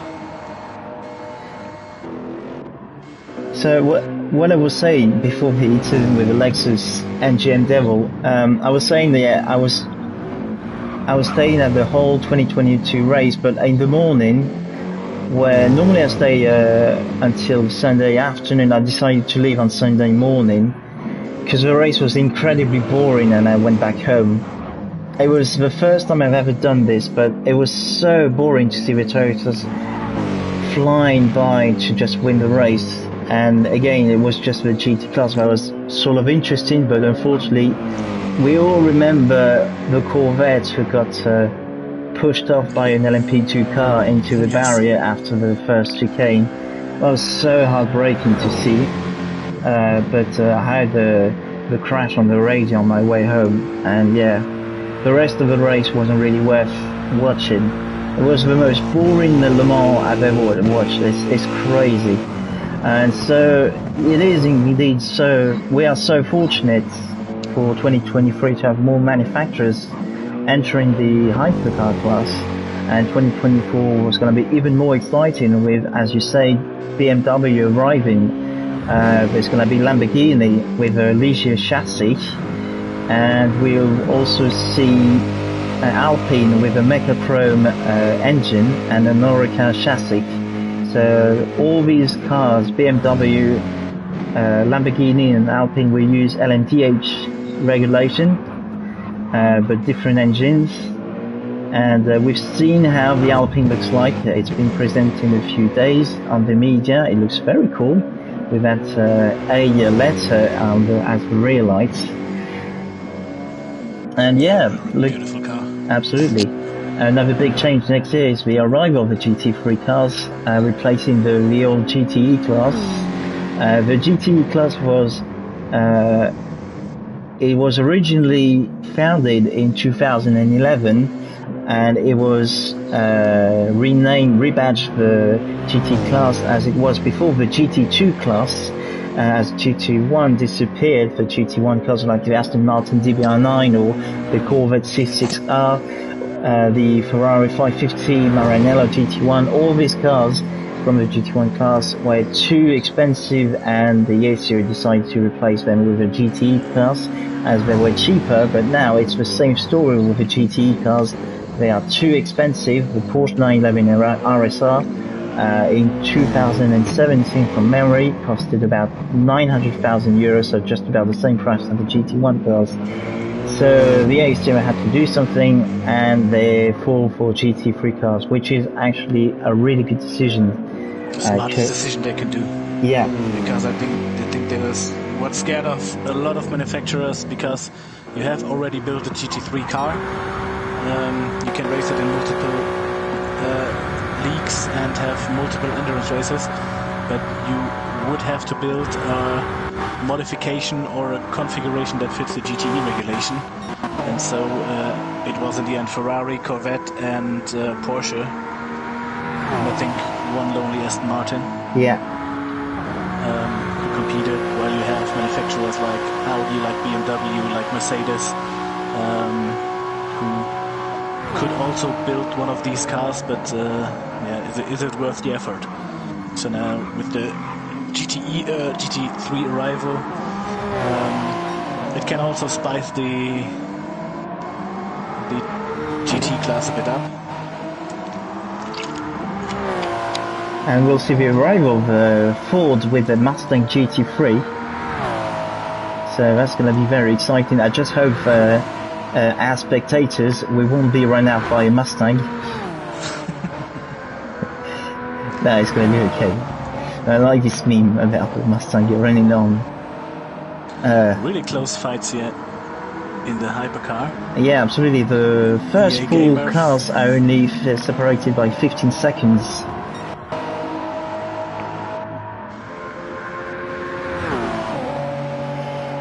But yeah, going back to the topic of being a spectator at Le Mans, I've been there 10 times, and I can definitely say to everyone, to yourself, it's just an incredible experience. I've been to the Spa 24-hour race. I want to go to the Nürburgring 24-hour race. One day I will do it. It's just a bit far away from me. But Le Mans is a magical race. It's absolutely incredible. I highly recommend everyone to go next year. As we talked about, there's going to be more cars, more interesting cars, more battles, and there's something about Le Mans where you can see instantly it's the biggest race of the world. Yes, Spa is huge. Yes, Nürburgring is huge. There's something bigger about Le Mans, and it's just not the race on the weekend. There's also the whole week. The scrutineering in the city centre of Le Mans is also quite special because you can see the cars up close and personal. You can see all the drivers. They can sign autographs for you, and the whole week is really exciting. The whole city puts itself into the race mood, and it's a big festivities. There's people coming from all around the world. I was surprised to hear more Japanese people, more American people coming to a 2023 race. I could see all around me more people from different parts of the world.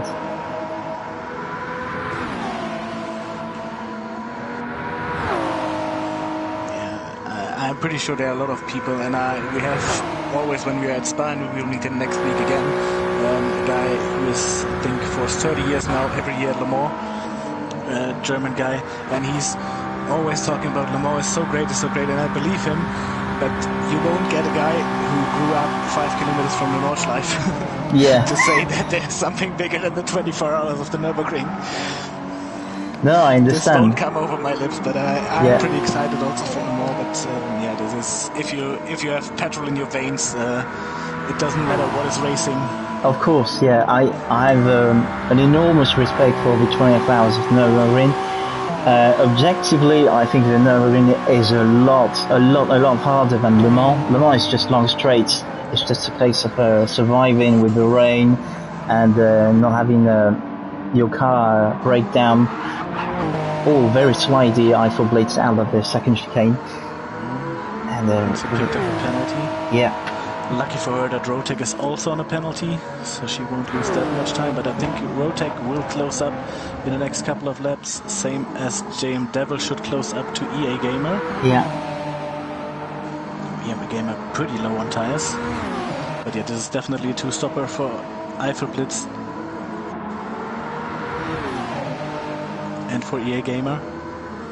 So what we expected to see, the strategies will come together in the end, and it might be an absolute insane fight for P1 in the hypercar in the last hour, because everyone out of the top 4 has to pit again. I think JM Devil could benefit of the shorter refueling. Same for Rotec, who's now ahead of Eiffel. Oh, Eiffel Blitz lost the car. But lucky for her, no damage, but a big time loss. Unfortunately for her, she was having a good pace. This is the result of the worn tires. Yeah. So this is also something EA Gamer has to watch out for.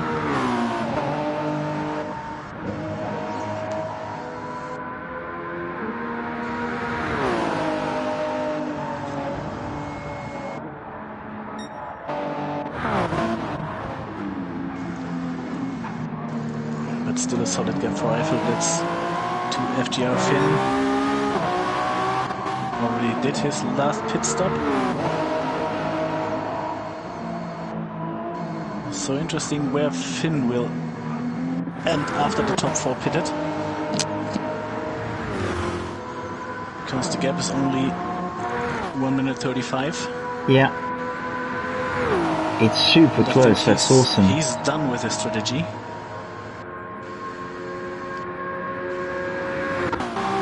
Let's have a quick look at the GT class. So ATS is about 50 seconds ahead of the mighty Iggy. They both pitted, so that's the actual gap in the GT class. Tick will have to pit very soon, is in 3rd place. Nushel for RSC in 4th place, will be in 3rd place quite soon, with his teammate of RSC, Coffee User, in 5th place at the moment. He pitted and he's got a full tank of fuel. So that's going to be interesting how things will unfold for him. Hans-Peter Wurst is right behind him in 5th place. Should get this position when Confi burned his penalty. Yeah. But also Confi should be done with his pit stops. This is definitely enough to finish a race.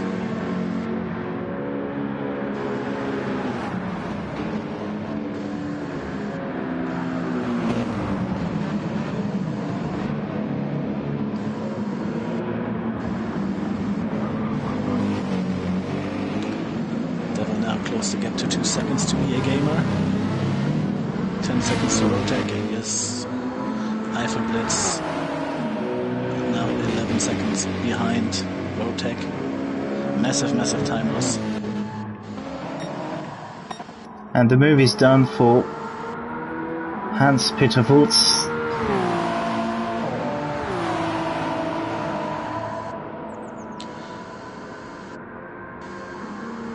You don't want me to translate this name into English?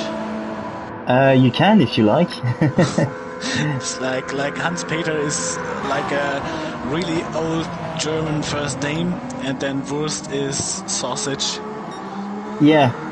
So it's technically just Hans-Peter sausage. Okay. Like, the French pendant would be François Baguette. Oh, I could say Bertrand Baguette because there's actually a driver who's named like that. Yeah, exactly, but he's Belgium. Oh yes, Bertrand Baguette is Belgium, yes. Yeah. I actually knew what Wurst means because I've tasted some currywurst at the Christmas festivities in Offenburg. I've been to Offenburg a few years ago. And yeah, I've tasted currywurst for the first time. I really enjoyed it. Good food.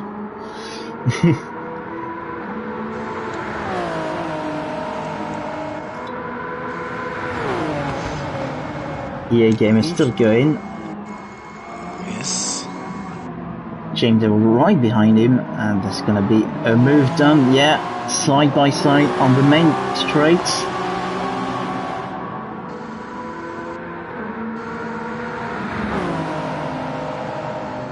And EA Gamer not fighting this one, or maybe just a little bit, having a quick look. But he can't do anything. Fight with these tires. Yeah.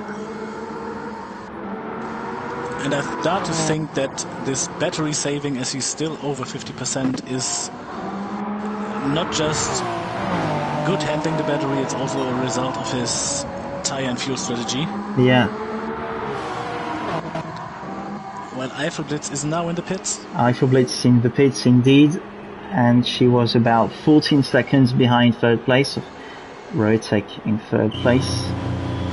So it will be really interesting where FGR Finn comes back on track,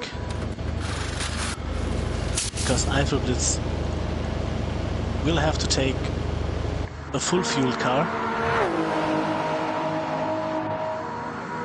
Finn currently in the Corvette corner.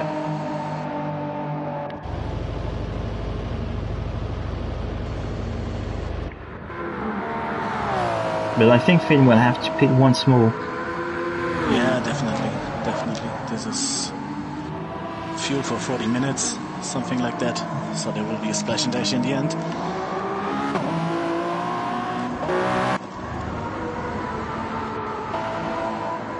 And yes, indeed, Finn is taking fourth place, but for how long? Yeah.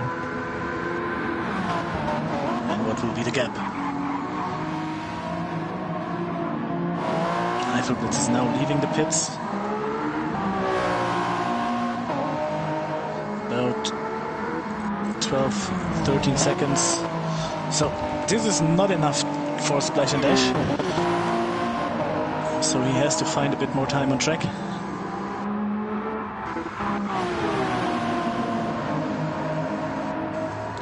He's still on his massive lead.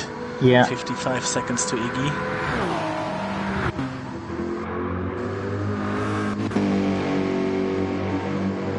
I'm pretty sure we're gonna see him 2 more times in the pits.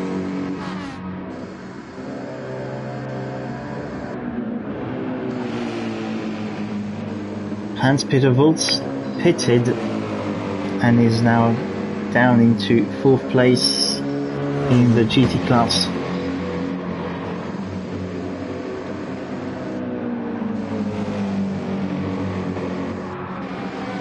Hofe is right behind him, about 3 seconds behind.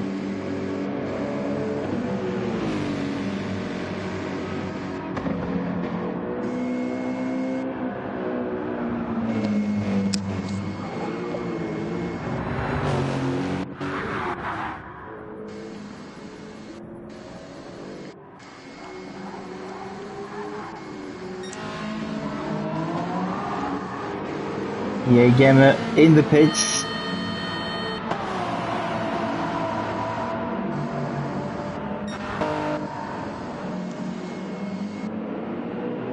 Brilliant tire and fuel management. Yeah. Rotec, of course. Also, it looks like his hybrid system is getting fuller. I have absolutely no clue how he managed this hybrid system. No. Amazing. It might be a glitch from the race where maybe it is empty for him. His hybrid is empty for himself. On this screen it's empty, but for us we seen its hybrid is full. It might be a glitch, I don't know. We'll ask him after the race. He doesn't have to tell us how he's doing it. He just have to tell us, does he still have any hybrid? So JC Racer is telling me, no, it isn't empty, trust me. Okay, thanks for a tip. Well, you guys are doing something, some wizardry somewhere, I'd like to know. But keep the secret for now, and after the race, please reveal it to us. I think they just need to ask who's paying the most for the secret. Yeah.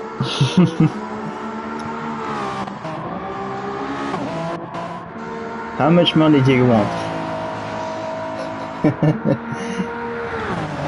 So the close hypercar grid is now splitted by strategy again. I think they will come back together in the end. GM Devil is extending his lead to Rotec. The last time I checked, he was about 7 seconds behind. And now he's 13 seconds behind GM Devil. Rotec doing a great job, just not quite having the pace.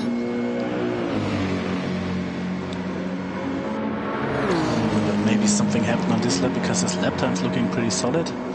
Not that far off JMW. Yeah.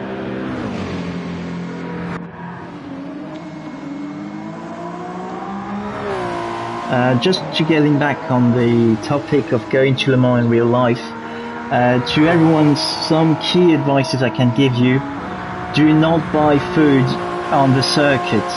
Do not buy food on the circuit. It is crazy expensive. It is good food. If you want to spend, I don't know, 20 euros on just one meal, go ahead. But if you want to buy a can of Coke for 4 euros, go ahead. But I can tell you, it is massively expensive. So if you can, yeah, if you can, make your own sandwiches, make your own food, have a bottle of water with you. But yeah, careful for your expense at Le Mans if you want to keep it cheap. That's the plan. Good. It's not about money, but it should not be about wasting money for unnecessary stuff. Absolutely. I mean, we are pretty experienced in camping and preparing our foods. Excellent, yeah. So you will be camping then? Yes, definitely. Maybe not at Le Mans. Maybe at Le Mans we are just renting a little flat. Okay. Or a camper van. But for Spa, it is always big barbecue, big tent, music. Awesome. Oh, brilliant. Big catch from Rotec. Yeah. Awesome. The best atmosphere, basically.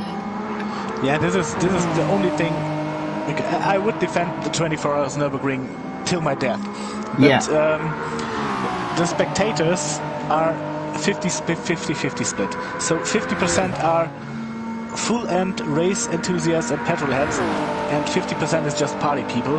When I was with my brothers there at the camping slot, about 30% of the entire camping space left at Saturday morning before the race even started. Really? And when we asked them, they just said, yeah, we had enough party, we're now going back home, we have to work at Monday and we have to recover now Saturday and Sunday. And I was like, oh, Jesus Christ, what is your problem, guys?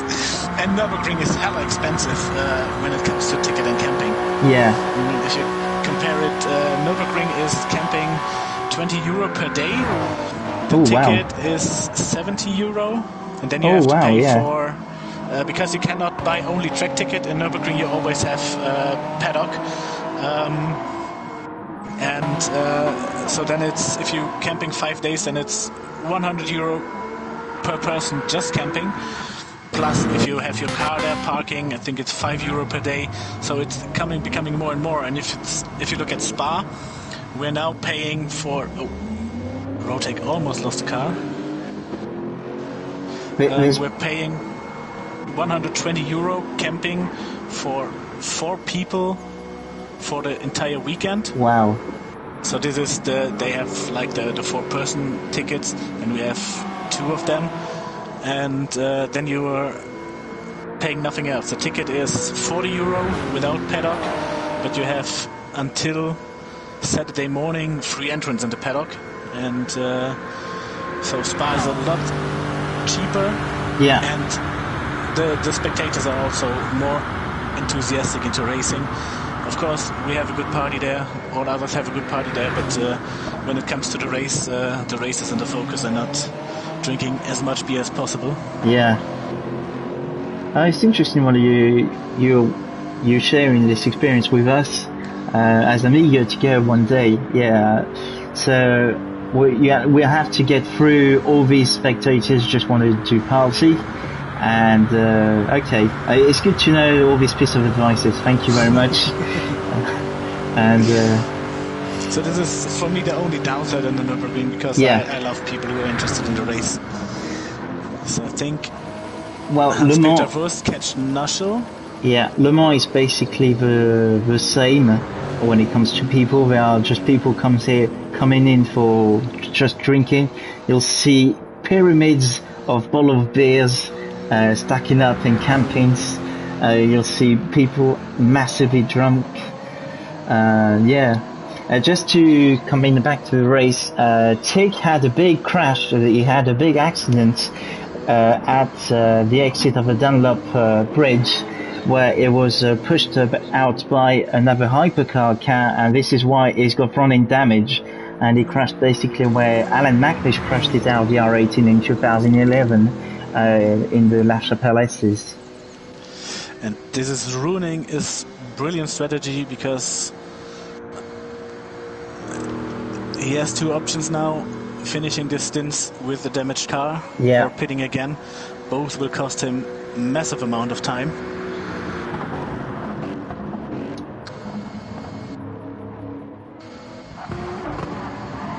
That might give Breakaway a chance to overtake, as we see the leader in the GT class 80s will lap Breakaway in the next couple of minutes. Yeah.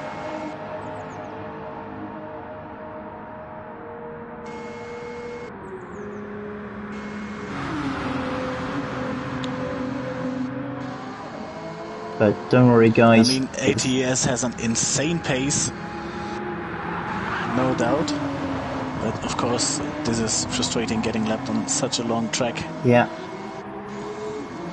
But it is the first out of 7 stints, so no one is safe from mistakes. We're now very lucky with the weather. It's still sunny.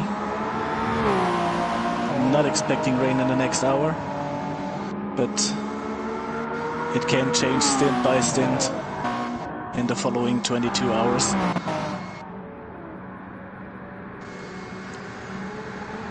And I think it's like most other 24-hour races. If you want to finish first, you have to finish first. And in the end, maybe the car with the lowest amount of incidents will be victorious in the end, and maybe not the one with the best single driver performance.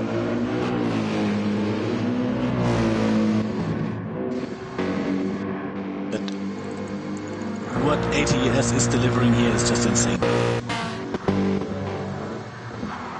I mean, I know Iggy for quite long, and I know about his pace, and this is brilliant setup work, this is brilliant driving, what ATS is bringing here. But we're gonna see if it brings him the wind of the stint in the end.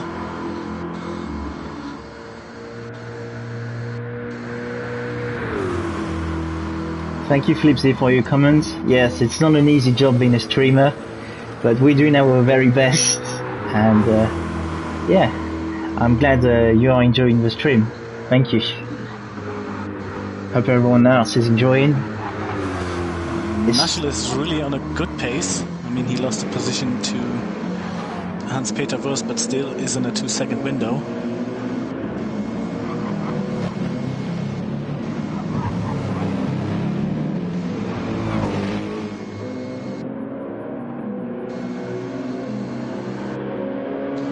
But I'm pretty excited when the pit stops are done, where Confi will be. Yeah, me too. I can't wait to see where he's gonna be. Because after Tick's incident with the hypercar,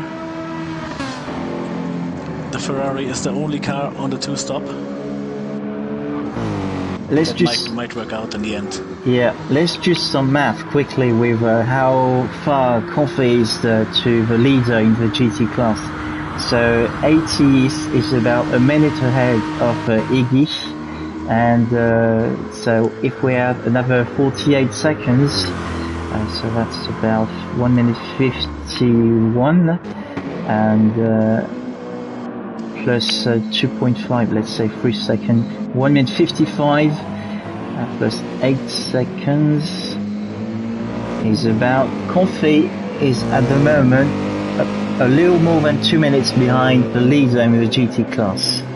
Yeah, I think the leader is not in range for him, because of course 80s will have not to spend that much time in the pits for refueling. Same for Iggy. Yeah. But I think Iggy could be in range. Iggy definitely in range, yeah. And Hans-Peter Wurst and also Nashel are absolutely in danger to lose their positions. Yeah. So I'm currently looking for Confi, maybe in range of P2, but definitely on P3 pace. So if he can keep this pace together. Pure Rob is now in the pits. A final pit stop for him.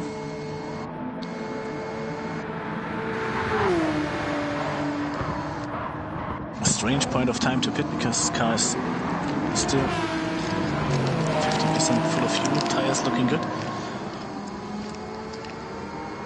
Raker Ware is catching up with Tick at the moment. Tick just served his 1 second penalty.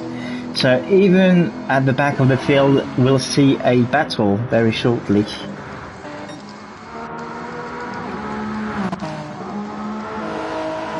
Tick pitted for his damage, so car is fine now.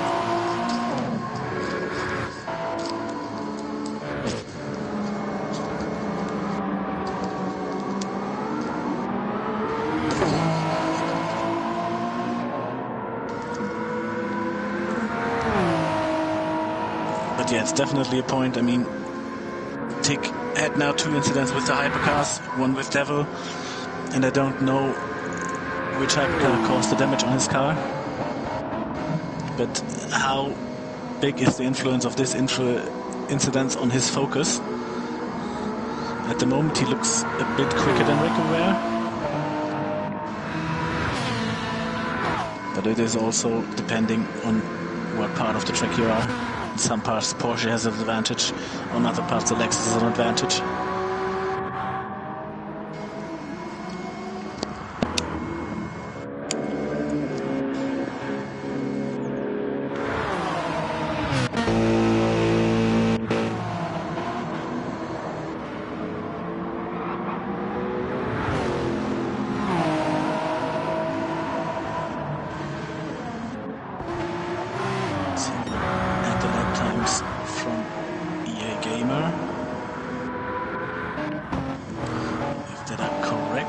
Wasn't the fastest in the last 2 laps after the pit stop.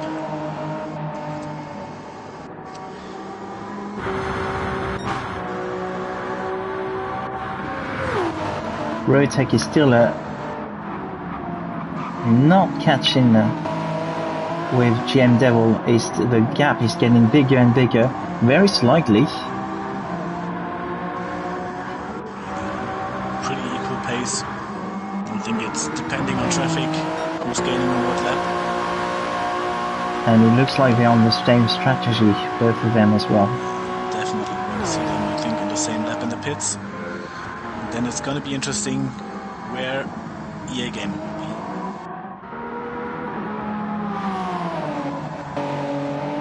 And with this battery left,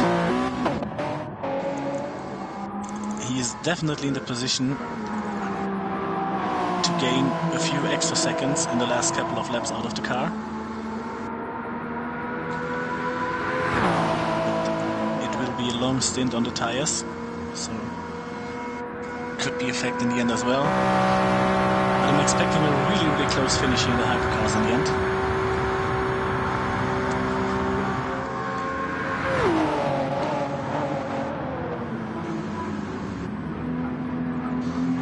There's no easy walkthrough for none of these cars.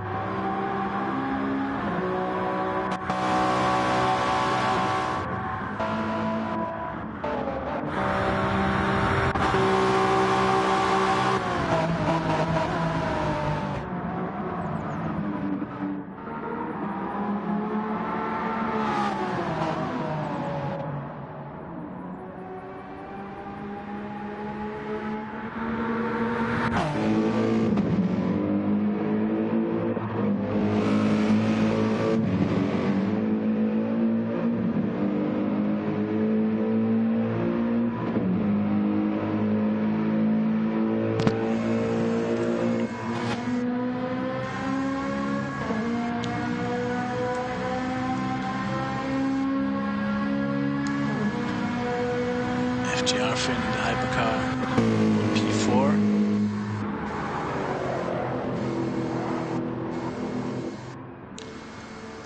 But I think P4, 5 and 6 will not get involved into the stint winning decision. This should be decided between EA Gamer, Rotec and Devil.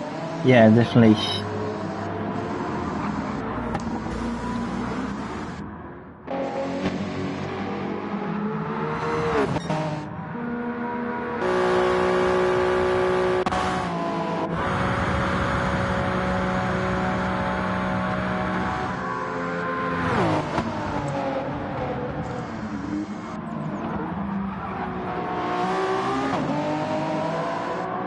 Thanks, Charles. Well, I don't know if we're sick, but I'm okay.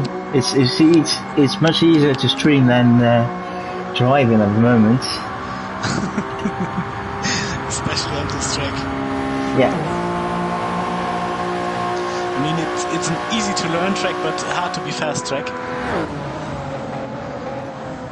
Oh, it's like the Nürburgring. It takes years to be perfect. You need. Your name needs to be Misha Sharudin to learn the Nürburgring. It is, yeah. And I would say that I am quicker on the Nürburgring on a real car than on an equal car on the sim. Really? Definitely. Wow. What car are you driving on the Nürburgring? The fastest car I ever drove on it was a Porsche Cayman GTS. Awesome! Wow. Usually I drive on it with my stupid little Corsa with 210 horsepower. It's nice. It's good. And the craziest car I ever drove around in it as a passenger was the 6-speed Dodge Viper. Wow. It was about 2003 when my father worked for Zack-Speed. And they had a free spot in their race taxi, and the team manager said, "Hey, come on." Oh, that's brilliant. It must be later than 2006 because I had my driving license and I had a few laps on the Nordschleife. Okay. And sitting in this, it wasn't a GT3 car because GT3 wasn't existing there. Yeah. The Viper, but if you know where you are usually braking with a car when you have about 220 kilometers per hour on speed, and you know, okay, usually I would brake here, and the guy on the driver's seat is still full accelerating with 290 kilometers per hour and doesn't even look on the brakes. It is like, it was scary as shit. Yeah. It was so much fun, but I think it would have been better if I never drove the Nordschleife on my own before. Because you always compare it with a street car, and yeah. The 1000 horsepower Viper Beast is far away from a street car. But yeah, it was insane. So it is. It gives you a little bit. It was just one lap, and it is a hell of exhausting. Yeah. Because you have all the G-forces, all the pressure when you fully step on the brake, and so big respect to every IRL driver, but also big respect to all drivers who are doing multiple stints. 3 hours on the sim rig is not a fun. You definitely feel your arms after that. But in the real world, it's something else. Especially especially after G-forces. Especially after going through the whole track and the carousel more than 130 times. Yes. As we saw, going back to the race quickly, JM Devil and Rotec went into the pits. EA Gamer not going into the pits, of course, is still have loads of fuel and good tires, but that makes him keep third place. It will be interesting to see the gap between Rotec, Devil and EA Gamer, because EA Gamer has still this big joker in his backhand with a 50% battery, and it's only 27 seconds.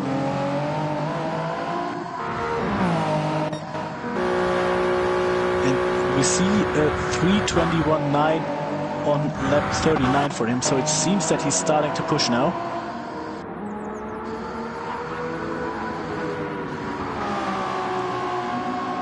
So they very cleverly saved all that battery, and now they're gonna use it for the last 45 minutes. That's amazing. Yeah, and you have that ability to save battery, you can be pretty sure that no one else has battery left. Yeah.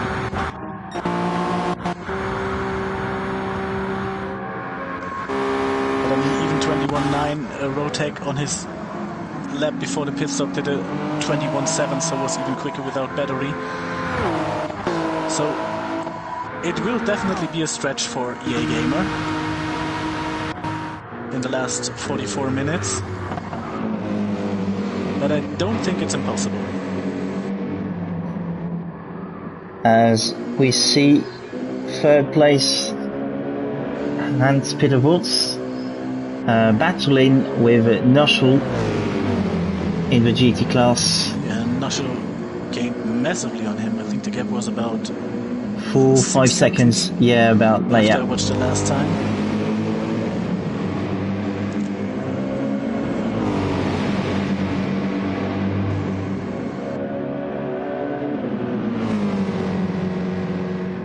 Yeah, 4:08 at lap 33. I lost about 4 seconds to Nushel there.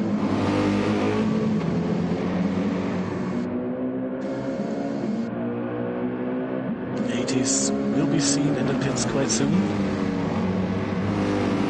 Fortunately, no Mercedes have been flying during the making of this race.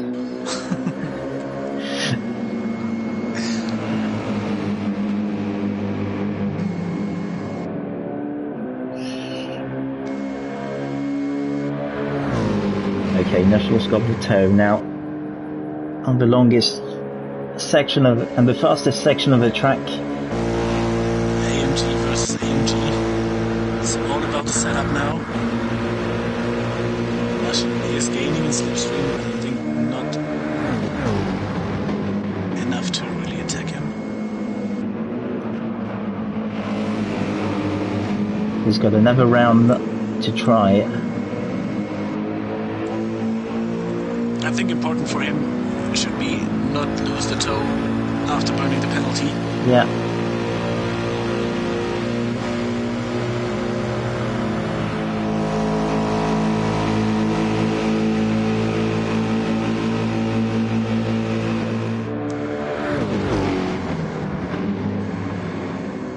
Confi's still absolutely consistent in his lap times. Absolutely brilliant. Everything is between medium 56 and low 57s. There was a time where Confi was a very messy driver and was not consistent at all, and we called him the Coffin Racer because he loves driving very dangerous cars, especially the Ford GT40. At RSC we used to hold a classic endurance race, 2 hours a replica race of Le Mans 1967, the Ford versus Ferrari battle. Not like the film version, but with the Mark IV, the Mark I, and the preferred TP4. And Confi always went for the GT40. It was an absolutely dangerous car to drive in GT Sports. And at some points, because we repeated the race, he won the race ahead of the Fords and the Ferrari in the underdog GT40 Mark I. So Confi can be full of surprises sometimes, and he's delivering this time once again, being full of surprises. Nushel losing the toe. Penalty. Yeah. 80s out of the pits. 80s just pitted and he's now out of the pits. The mighty Iggy is right behind him. But I think we're gonna see Iggy in the pits. Definitely, again. Yeah. So that now it's just a matter for 80s to bring it home. Hans Peter Wurz is 55 seconds behind the mighty Iggy. third place in the GT class. Nashel is in fourth place. And with a bit of fuel saving, Hans-Peter might be finished the race on this set of tires and fuel. That's amazing, because remember, he was dead last at some point of the race, and he's now back up into third, showing he's got a very good pace.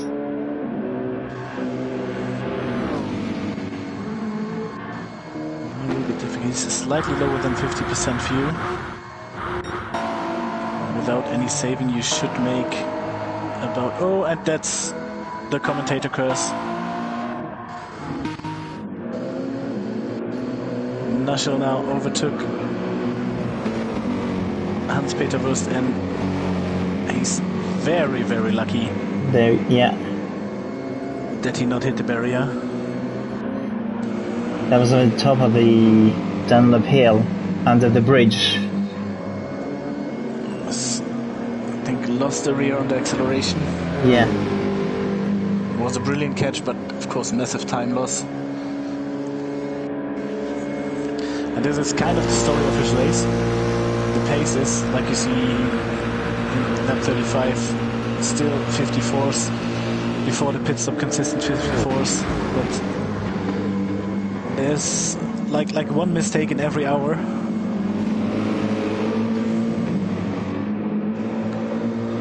This time, lucky for him, without damage. Might overtake Nashel now on the straight.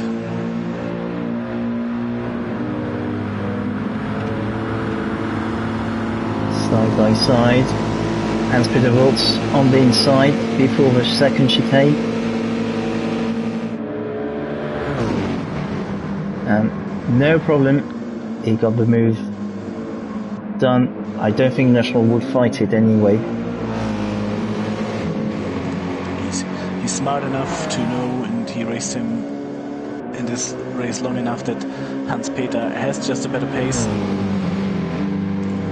But as long he can stay in his slipstream, it is good for him. Can do solid lap times. EA Gamer, Right. let's go back to the hypercar class, and EA Gamer is definitely pushing right now. He's catching up with Rotek. He's about 22 seconds behind the leader, and he's only 5 seconds behind Rotek. So this is it. EA Gamer is on the charge for the lead of the race. Yes, and now it is obvious that the battery thing wasn't a bug. Because Yeah. now I can see it is lower than 50%. Definitely, yeah. So if this works out in the end, this is a masterpiece of strategy, and Everyone will try to copy it now. I think a lot of teams will study the replay. Yeah. Maybe not for Stint 2, but for Stint 3 and more. You might see what he did better with the battery saving than others. He did personal best on lap 41.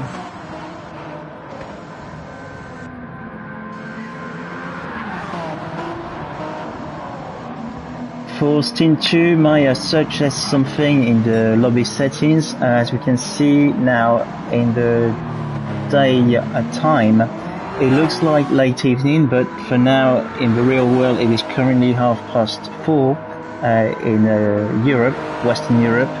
So please, if you set up the race, don't set it up at evening, set it up at afternoon, so you'll have the full effect like we have right now. There's been a slight mistake in the lobby settings for Stint 1. It should have been set at late morning, so we could have done the afternoon effect of instead of having the evening effect we have now. So this is a little thing that is bizarre with the game. If you set it up at afternoon, it's in reality 6 p.m. in the game. So this is causing the thing of now it looks like it's 8:30 in the game, while it's only 4 here. So yeah, just afternoon for the Stint 2. I blame Confi for this, because I'm pretty sure in his settings it's afternoon. Yeah, you can blame coffee.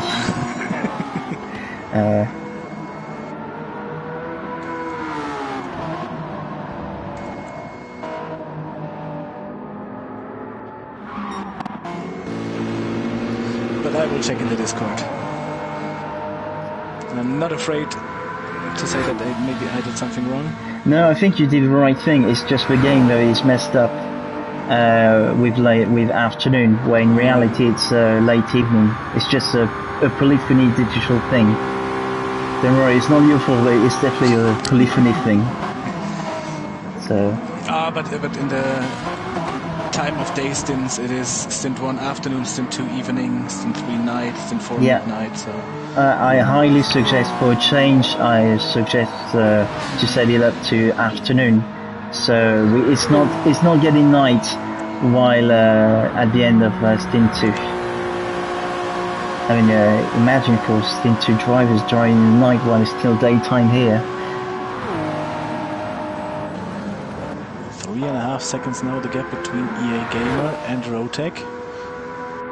Only 19 seconds left for him to jam Devil.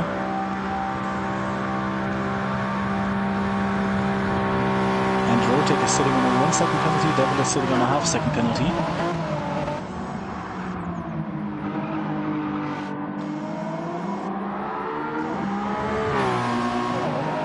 So in the hypercar class, nothing is sorted. While in the GTE class, I think at least after Iggy's pit stop, that we're gonna see quite soon.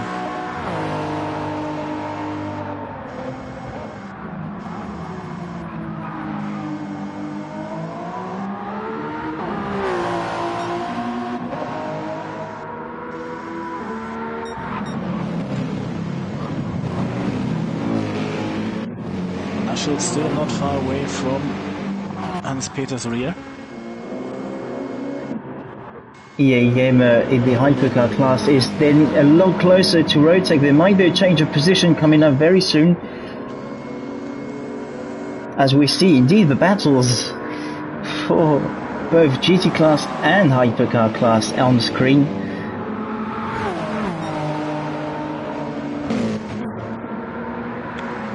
So EA Gamer is now 18 seconds behind the leader in the hypercar. EA Gamer now the key is to get around Rotec as soon as possible. Yeah. Because he's obviously faster and every corner he's behind Rotec. He's wasting time that he could gain on Devil. A little bit more than 30 minutes to go on this first stint.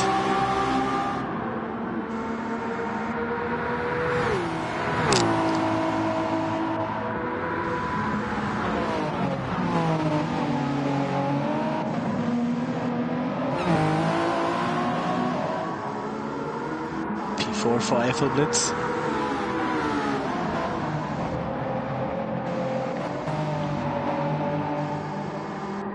I don't see a change of position for 4th, 5th and 6th. These guys in these positions are pretty much sorted.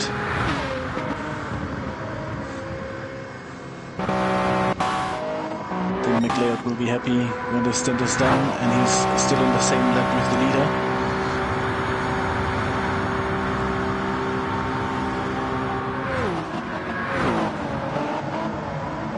So it's only in the GT class that we've seen some lapped cars. Nasher in the pits now. Final pit stop for him. Brings Confi back on P3.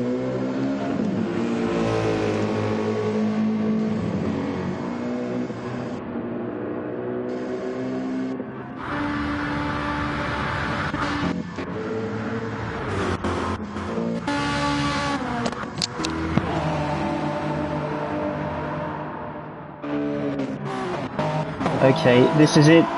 EA Gamer is less than a second behind Rotec. There's going to be a change of position for second place in the hypercar class. The JCR driver will overtake Rotec very soon.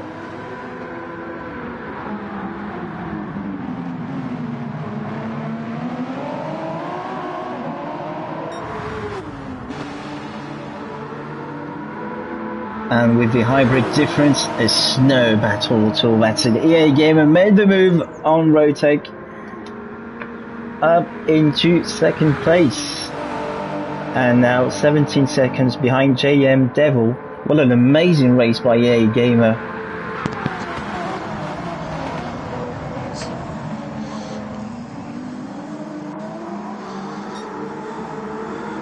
Skate empty against Ricoeur.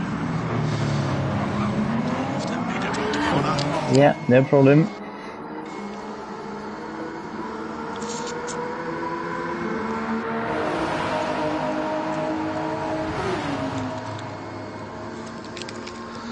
Devil slightly benefited from this overtake. The gap is back on 17 seconds.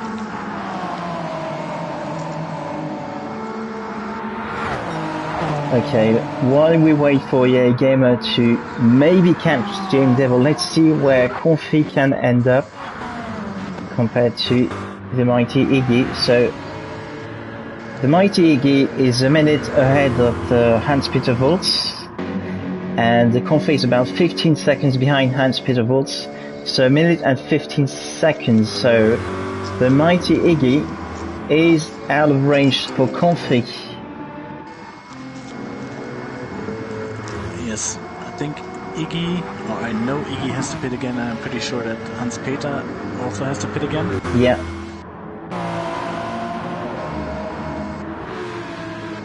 So Confi just needs to keep his stuff together because, yeah, like you said, I think Iggy is out of range as he will just have a little splash and dash.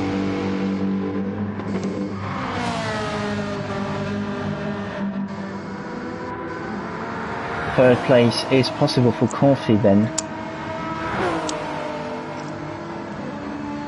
Yeah, the pit lane, even if the refueling for Hans-Peter won't take that long, but the pit lane is very long, and just a way to your crew costs you a lot of time. Also, not really pressure from behind. Nushel after the pit stop is 44 seconds behind Confi.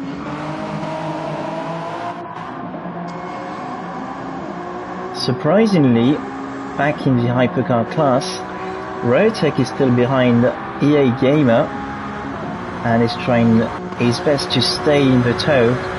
So if Rotec keeps it like this, we may see a three-way battle for the lead of the race, which is very exciting. Slipstream might equalize the disadvantage on battery, where EA Gamer is still looking brilliant on it. Oh, Rotec's got a 0.5 penalty out of the second chicane. Oh, that is bad. It's costing him. It's going to cost him time. This is very exciting end of the race.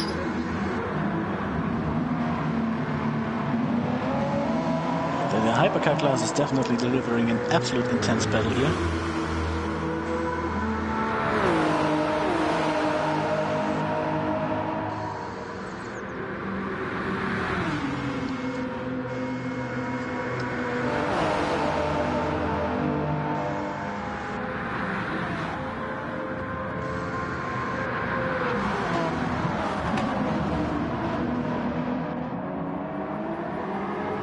EA Gamer is really eating time at the moment. 14 seconds behind. And the gain on the straights is massive. Yeah. And disaster for Rotec, serving his penalty and lost the tow.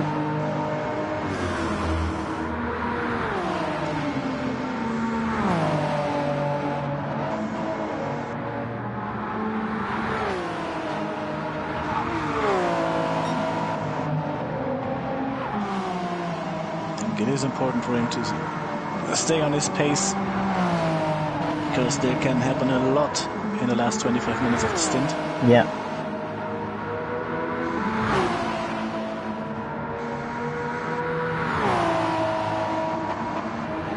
But EA Gamer is absolutely flying. Already 4 seconds, of course, benefited a bit by the traffic. Rotec was stuck in.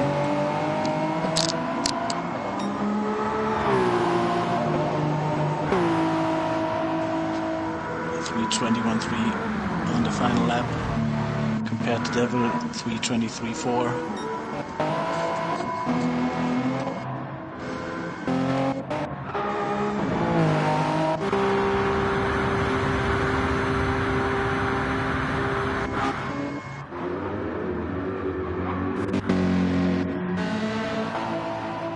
No major changes in the GT class. Gaps are stable between the drivers. We're just waiting for Hans-Peter Volz to go into the pits and Config to take third place. I think this is the only position battle we have. Maybe also Nushel can take advantage of Hans-Peter's pit stop. Possible, yeah.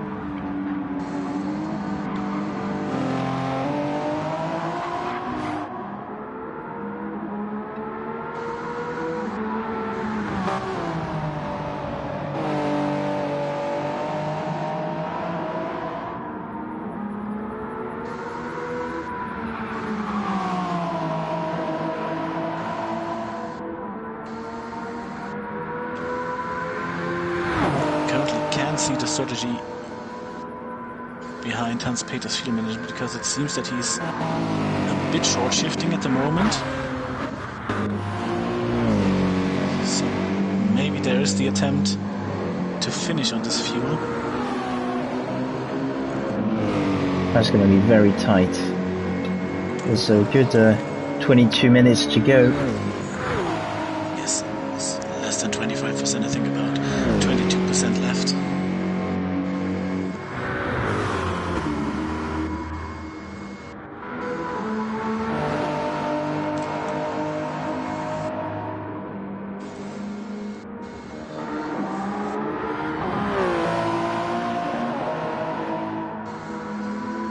It is possible that one of the two damage stops ruined a bit the strategy and he might be a lap or two short in the end.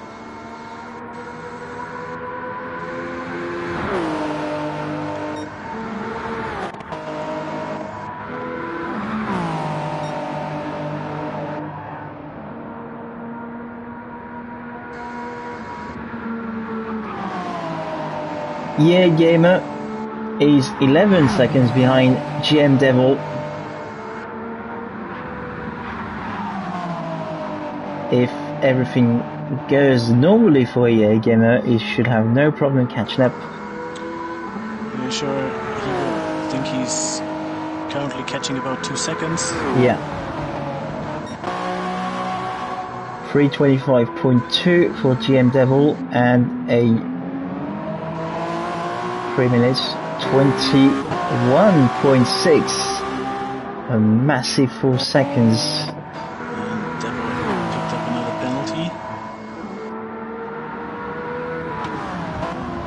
It will be interesting how EA Gamer's tires will look in the end.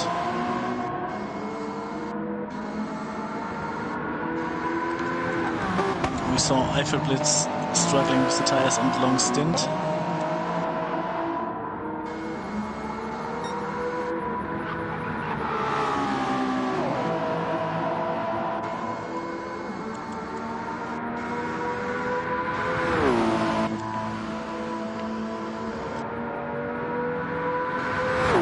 The mighty Iggy into the pits.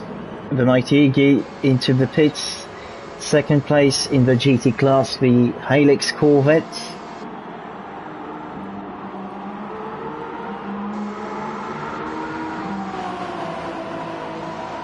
Pretty sure he will keep that position after the pit stop.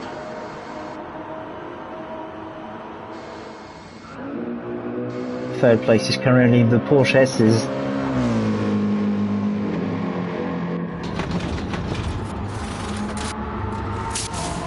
It could be close.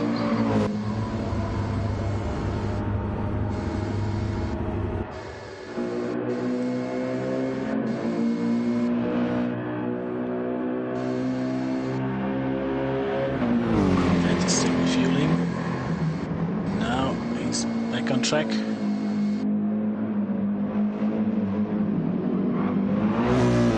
Stayed in front, but even that little splash and dash cost him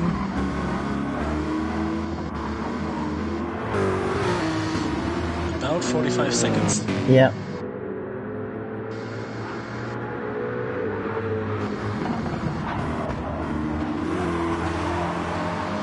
That gives us an impression what Hans-Peter will lose in the pits.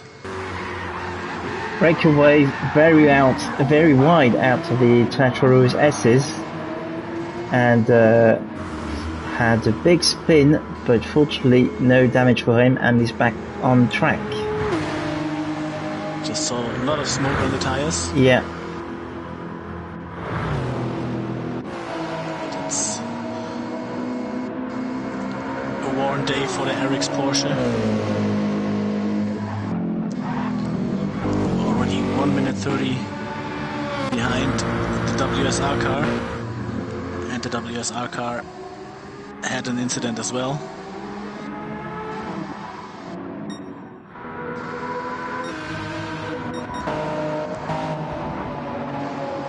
EA Gamer is now 3 seconds. There. Yeah, almost there.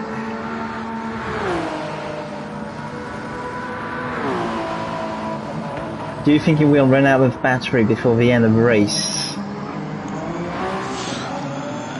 I don't allow myself to speculate about this battery. Yeah. I think he will. And I think he will catch up. Maybe he will gain about 2-3 seconds with the rest of his battery on Devil. But we saw how long it took to get Rotec out of his slipstream. And if Devil can stay close to Rotec, he have the advantage on tires. Definitely. It is brilliant. The top 3 is separated by only 8 seconds. 8 seconds After between 2 hours and 42.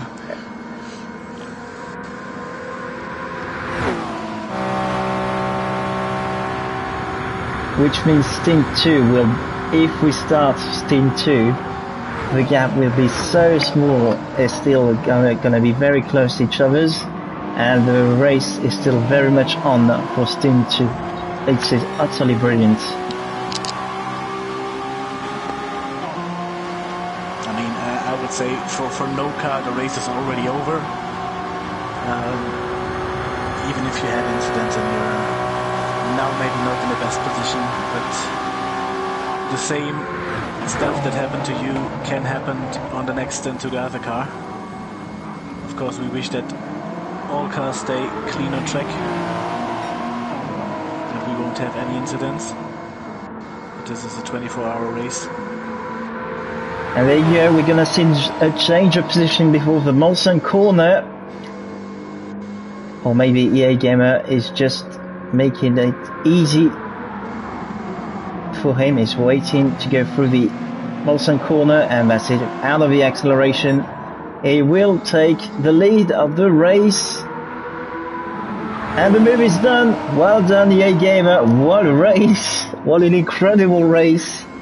Only 16 minutes before the finish of the race, there's a change of position, and EA Gamer takes the lead of the race, and while GM Devil has a 0.5 penalty, and we lose the tow to EA Gamer, and now it's just a matter for EA Gamer to bring it home.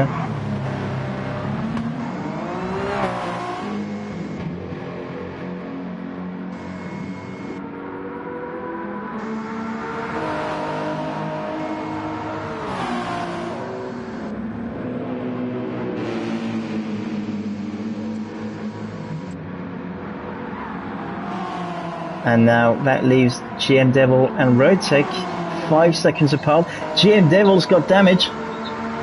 GM Devil's got damage, front end damage.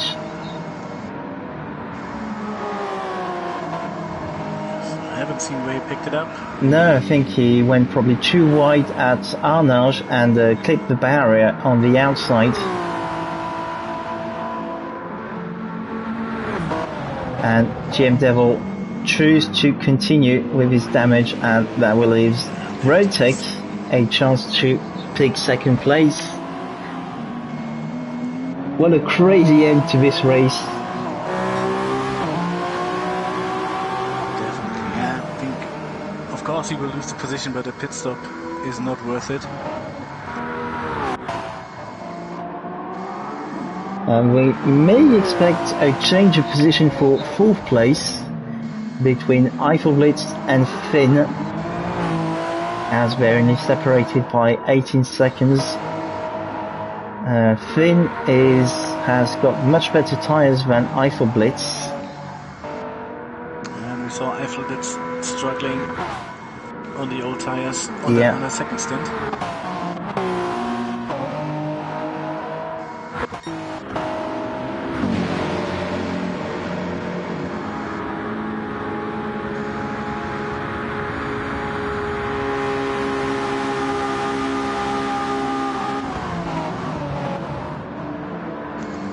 Late damage for Devil. This is what can happen. Like we said, 3 hours is long, exhausting, and it's hard to keep the focus for that long amount of time.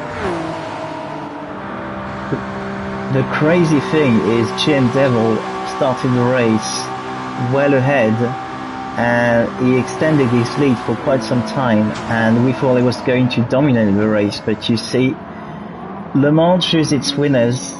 And for this stint, EA Gamer was chosen to be a stint winner, as we see Rotec in the tow of GM Devil. Should be an easy overtake for him. Yeah. And Rotec is side by side on the brakes at Molson Corner. A little bit wide, but this is it. The move is done for Rotec. Up into 2nd place.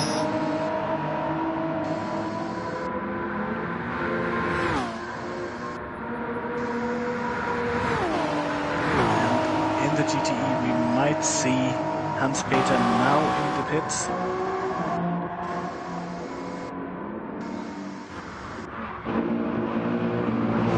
Pretty sure we're going to see him now. Refueling the car. So Confi will definitely take his position, but will Nushel do the same?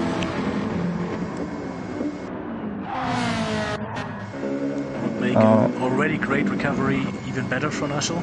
Yeah, I don't think it's going to be enough for Nushel. They might be very close all together, but I don't see Nushel overtake Hans-Peter Volz.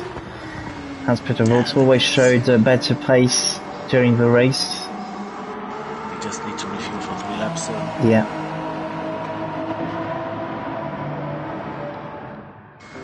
Nushel currently at the Porsche S's.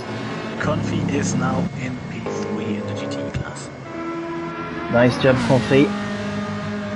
Staggering race. Awesome fuel economy. Not quite enough to catch the mighty Iggy and ATs. So Confi is about 1 minute and 35 seconds behind ATs and 35 seconds. Yes. The mighty Iggy. Hans-Peter is out of the pits while Nushel is now on the start-finish line.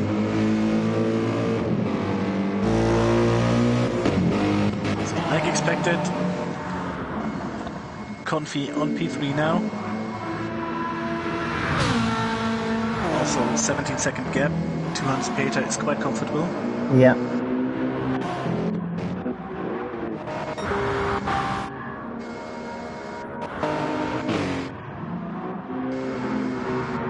So coming back to 4th and 5th, no, Finn is not catching up with Eiffel Blitz.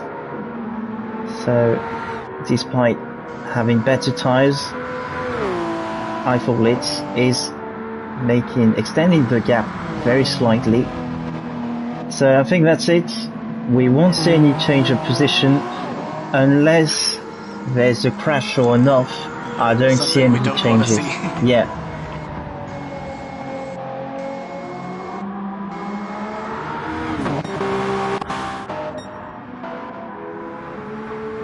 EA Gamer is now 10 seconds ahead of Rotec.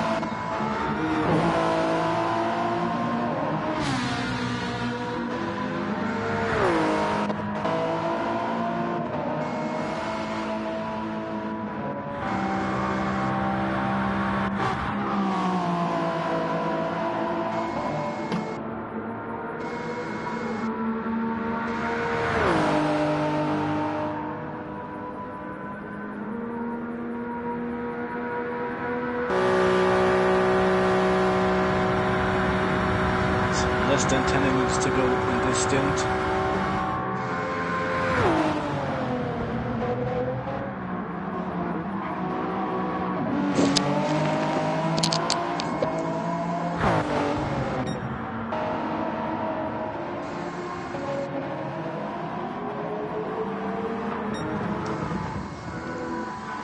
Big gaps.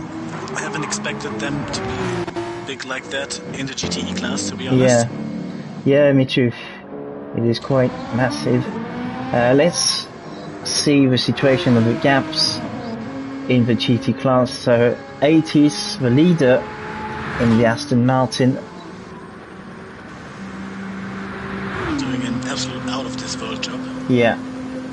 Leading the race is a minute ahead of the mighty Iggy for the Helix Corvette team. 51.999 is personal best in lap 42. This is absolutely insane. Wow. Coffee user for Realistic Racing Club RRC is about 38 seconds behind the mighty Iggy. Hans-Peter Wurz had quite a chaotic race, a few incidents, so despite having an awesome pace, lost a bit of ground. The JCR driver had a phenomenal race, just not what he wanted. Not sure for RRC in 5th place. Also, after the damage. Absolutely. Is about 23 seconds behind Hans-Peter Wurz, and the big gap behind is Pure Rob, 57 seconds behind Nushel. Also has damage. Oh, Rob, oh dear. Makes the gap even bigger.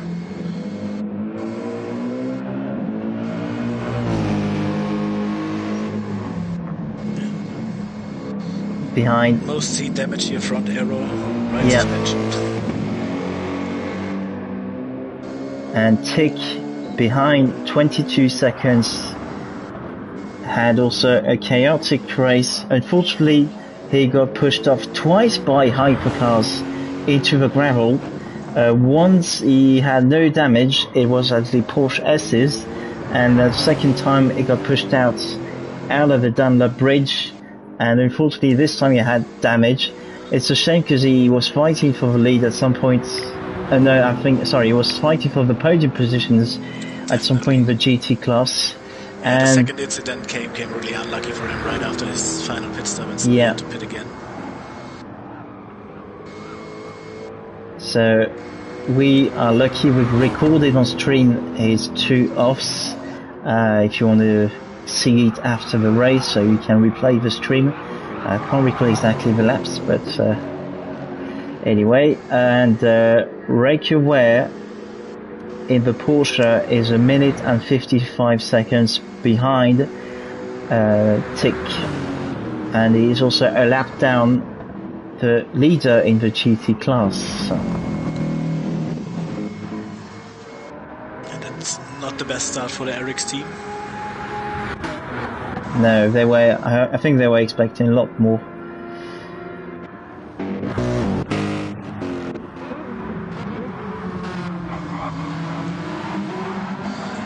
And finally, after 2 hours 45 minutes, EA Gamer is out of battery. That needs an applause. Everyone, please clap it up, because there's something. Very poor management, just not doing the full 3 hours with it. No, absolute insane work from him. Absolute insane work from him. Not just the battery management, also fuel and tires. It also looked like he overfueled, so the gap could be bigger. Absolutely, yeah. It is not done until you first finish the race. First finish the race to come first.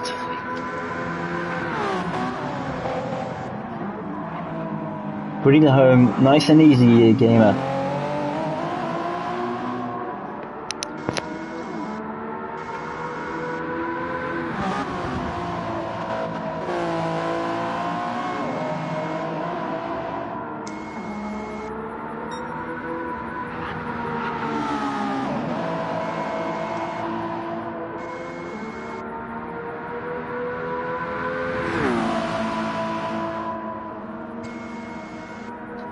It's like the JCR team had the Uno reverse card somewhere in the cockpit.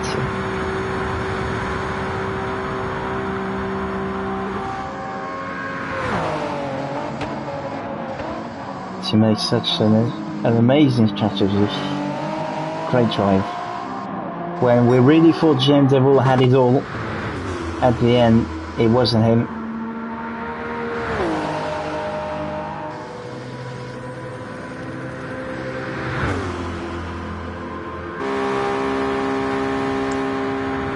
So of course Eiffel Blitz is catching up, but there's no chance for her to catch up with third place. The hypercars will have one more lap.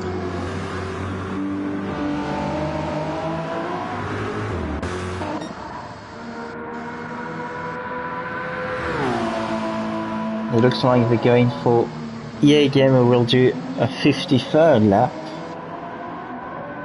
as well as Rotec and GM Devil.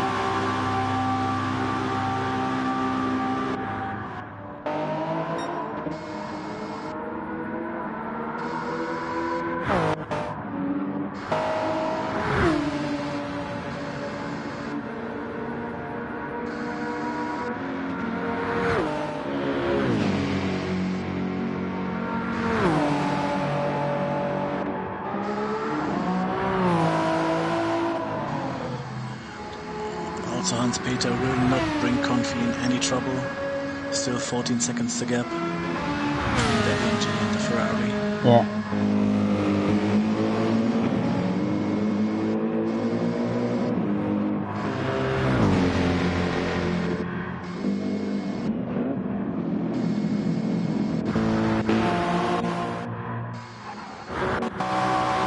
Eiffel Blitz got damaged.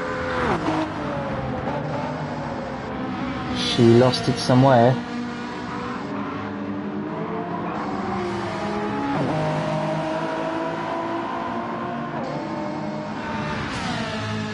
So if they have to do another lap, but I think Eiffel Blitz and also FGR Finn will get the checkered flag.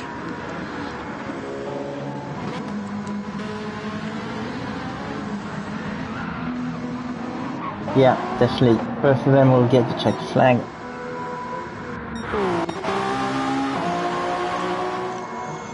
Might be good for Eiffel Blitz because I don't think that Finn will catch these 6 seconds till the end of the race.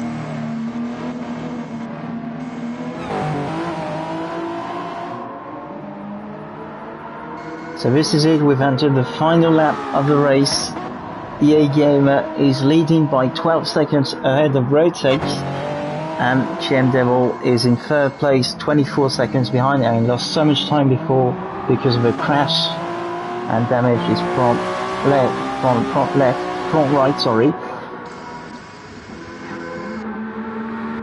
Eiffel Blitz will take the checkered flag, as well as Finn and Laclaude.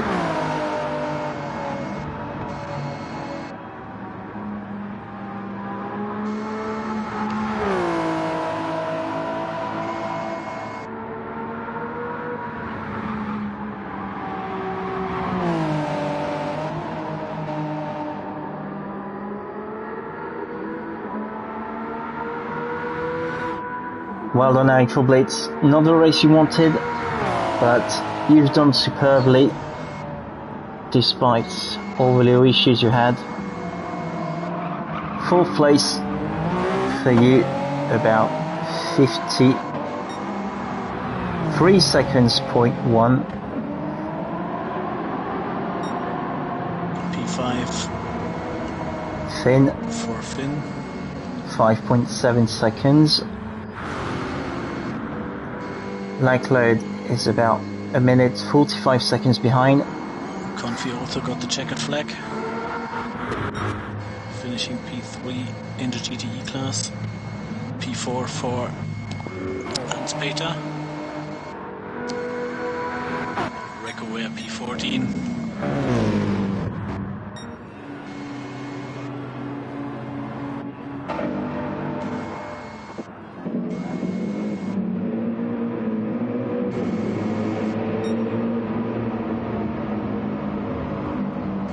Marshall taking 5th place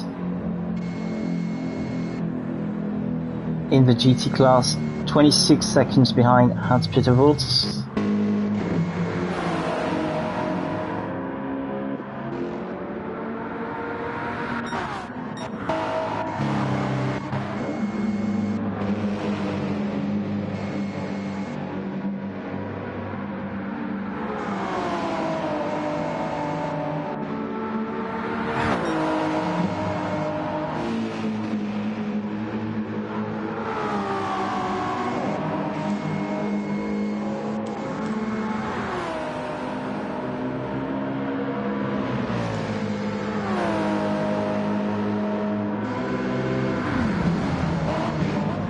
Driver spectators, here we are. This is the end of the Stint 1, and we are looking at EA Gamer taking a Stint win.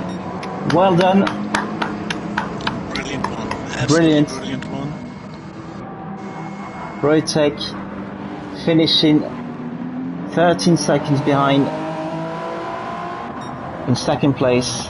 Difficult race for himself, but an amazing comeback. GM Devil, not the finish he wanted, is finishing the race with damage. As we see also, ATS winning the GT class. Well done. What a staggering pace by the Aston Martin driver, the RTO team. GM Devil finishing 3rd. Awesome work everyone, and the Mighty Iggy will be the last car to finish, taking 2nd place in the GT class. Okay, I'll just show quickly the gaps for the next stint. So 13 seconds, 32, oh, we ran out of time.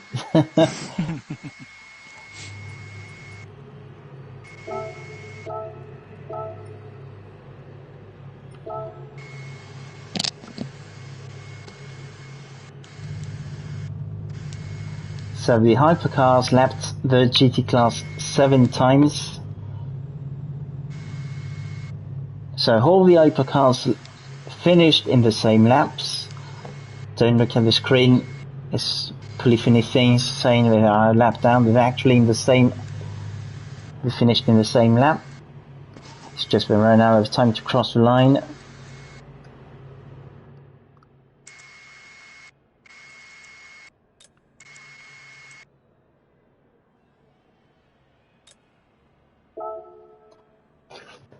GM Devil was leading the race. EA Gamer had much more battery energy, and he managed to go for a superb charge to catch up with the leader. And when EA Gamer overtook GM Devil, he had front end damage and probably picked up his damage somewhere at Indianapolis Arnage.